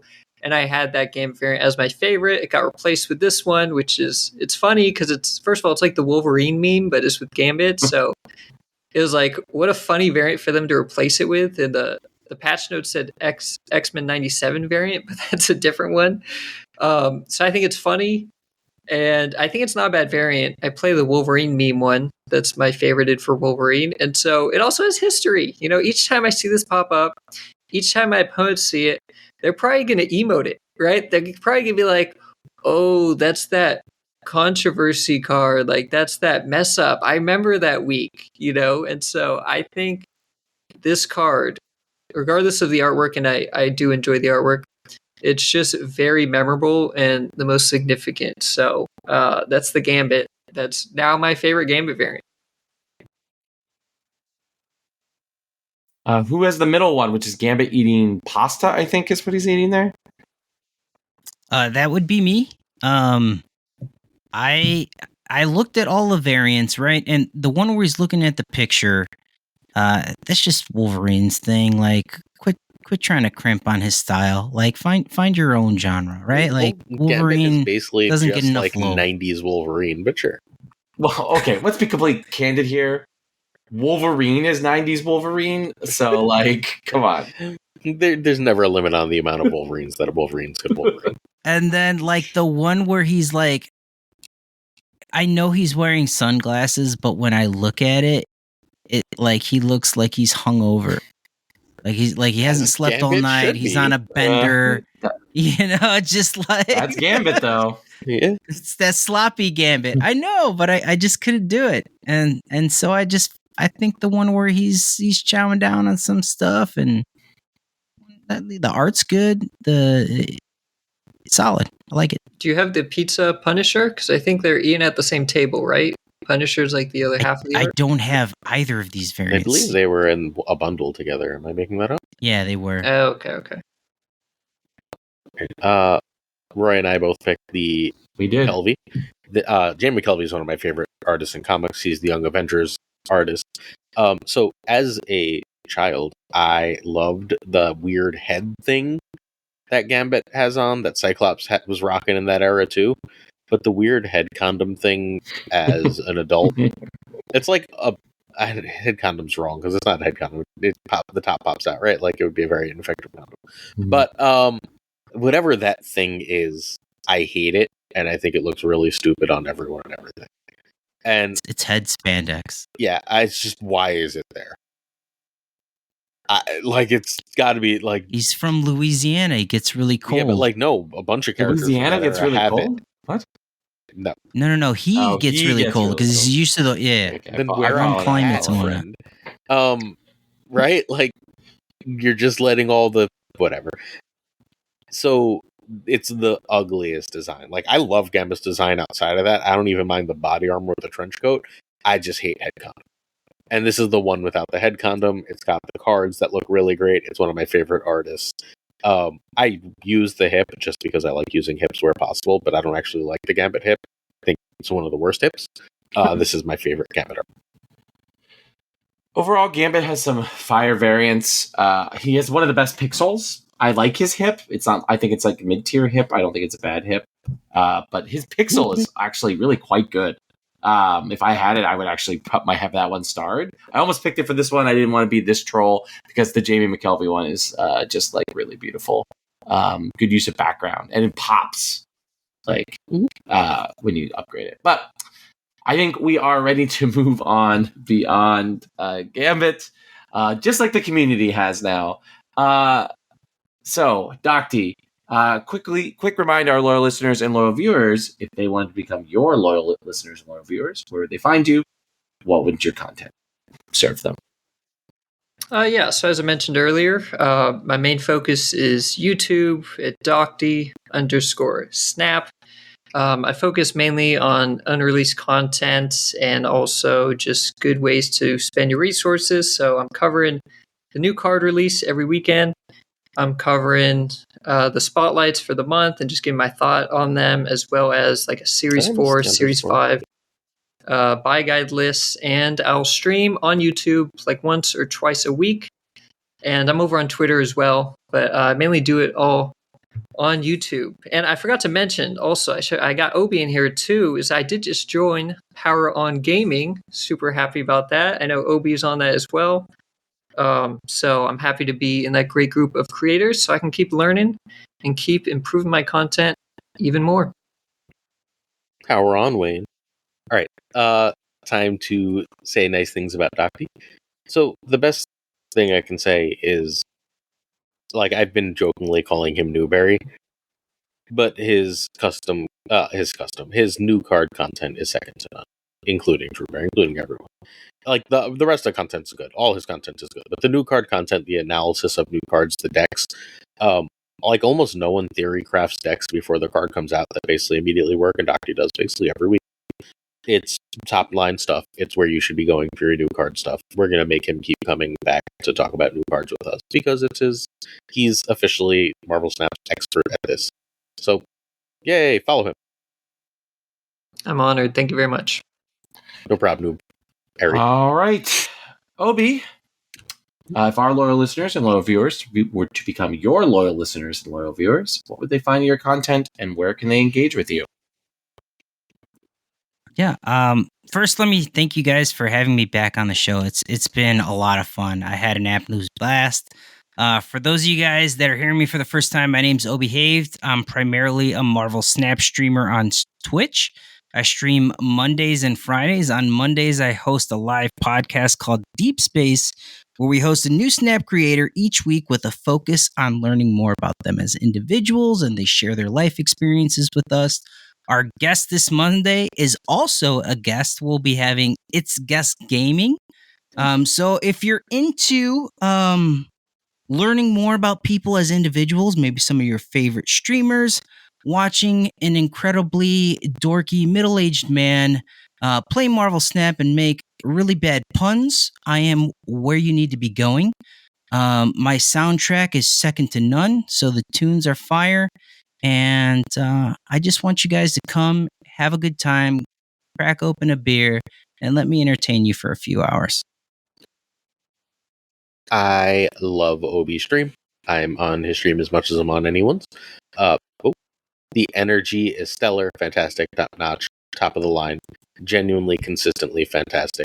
I have so much fun on the stream. I think it's interesting you have guests on because I sort of think of you and guests as fairly similar as streamers. You're both really, really high energy, super entertaining, very exciting, and like it's just a really good time. You feel like you're hanging out at a party where everyone's invited on your stream, and I think it's a joy. And I think everyone should go check out Obihaved on Twitch. Also, phenomenal name choice. All right. Well, friends, that brings us to the end of another episode of All New Snap Judgments, which means we get my favorite part of each and every episode, where Glazer reads our patrons as fast as he possibly can. He did not do a great job last week doing this, so I'm excited to see if he's able to do it. Someone else did it, didn't they? No, you did it. I think guest was 2 weeks ago, right? Yeah, last guest week was Gregor, and but I wasn't there. So we were so late that you were like, "I want to go to bed," and you zoomed through. So you want me to zoom again, or you want me to go normal pace? What's the choice? I want you to do where your heart takes you, Aaron. All right. So I'm not actually going to show it the names on screen. I'm going to do it on another channel because I didn't update this slide like a moron, and we have new Patreons. So I'd like to thank the OG Abigail Giesland, Mandatory Burnout, Cables, who we miss and has disappeared, Irregardless, which is a word, damn it, David G. Wingfield, Direwolf, LAB, FaThorNewman. Check out Newman. Newman's awesome. Good Dog Gamer. This is the Way. Inc. Jane Everett, J.D. McDonaldino, The Troll of Marvel Snap, Kirtix Lee, Koire, Pyrophoros, The Goat Seeker, Danman Falcon, who you can find on YouTube, Fat Nick, Doku, Ginger Prime, Philip Rakovich, Haplo, Kenny Loggins of the Danger Zone, Rob Silverman, The Notorious Bizza, X-Force V and Skippy G, our rhyming friends, Snap Judgments League 1 season champion, Tommy Nyquist, The King of Bros, bro, Black Dahlia, The Great Kazoo, Jessica Gamble, Ryan Wood, Gev Sihota, Lunacris, my former student, Louis Antonis, Mod Supreme, Models, The One and Only Darth Tater, Remes Atala, Brian Kaufman, Tristan H. Martin, The Fuzzy Dunlop of the Wire fame, Spectrumix, Matt H., DJ Mikey Hijinks, No Frickin' Flex, Ocularis, Greg Sterry, hello Craig, Pretty Damn Chill, Seamus, who will watch this in about 3 weeks and then message me about it and expect me to remember what happens in the episode, Jonesy, Two Ties, whose deck got made infinite last season but not this one, The Pirate King, Tuccrr of Power on Gaming fame, The Homie Min, and of course Gunny T, where the T stands for. I really, really hope that made Roy happy today. It did. It did bring joy to me, friends. Just like doing this episode with you, Obi, also brought me joy. Thank you so much for being on the show this week. Same is true for you, Docty. Thank you so much for being on and being apparently the best person at card evaluation in all of Marvel Snap. Thank you very much. I appreciate it. Have a great time. All right, Glazer. I am grateful each and every week that I get to do this show with you. Peace and love, everybody. All right, friends. That fully and officially brings us to the end of yet another episode of Snap Judgments. I am incredibly grateful for all of our listeners, particularly once we transition into being a show about the Legends of Heroes Trails of Cold Steel gotcha game, which we will be doing starting next episode. But until then, stay safe, make good choices, which is definitely not playing the Legends of Heroes gotcha game, and keep on snapping.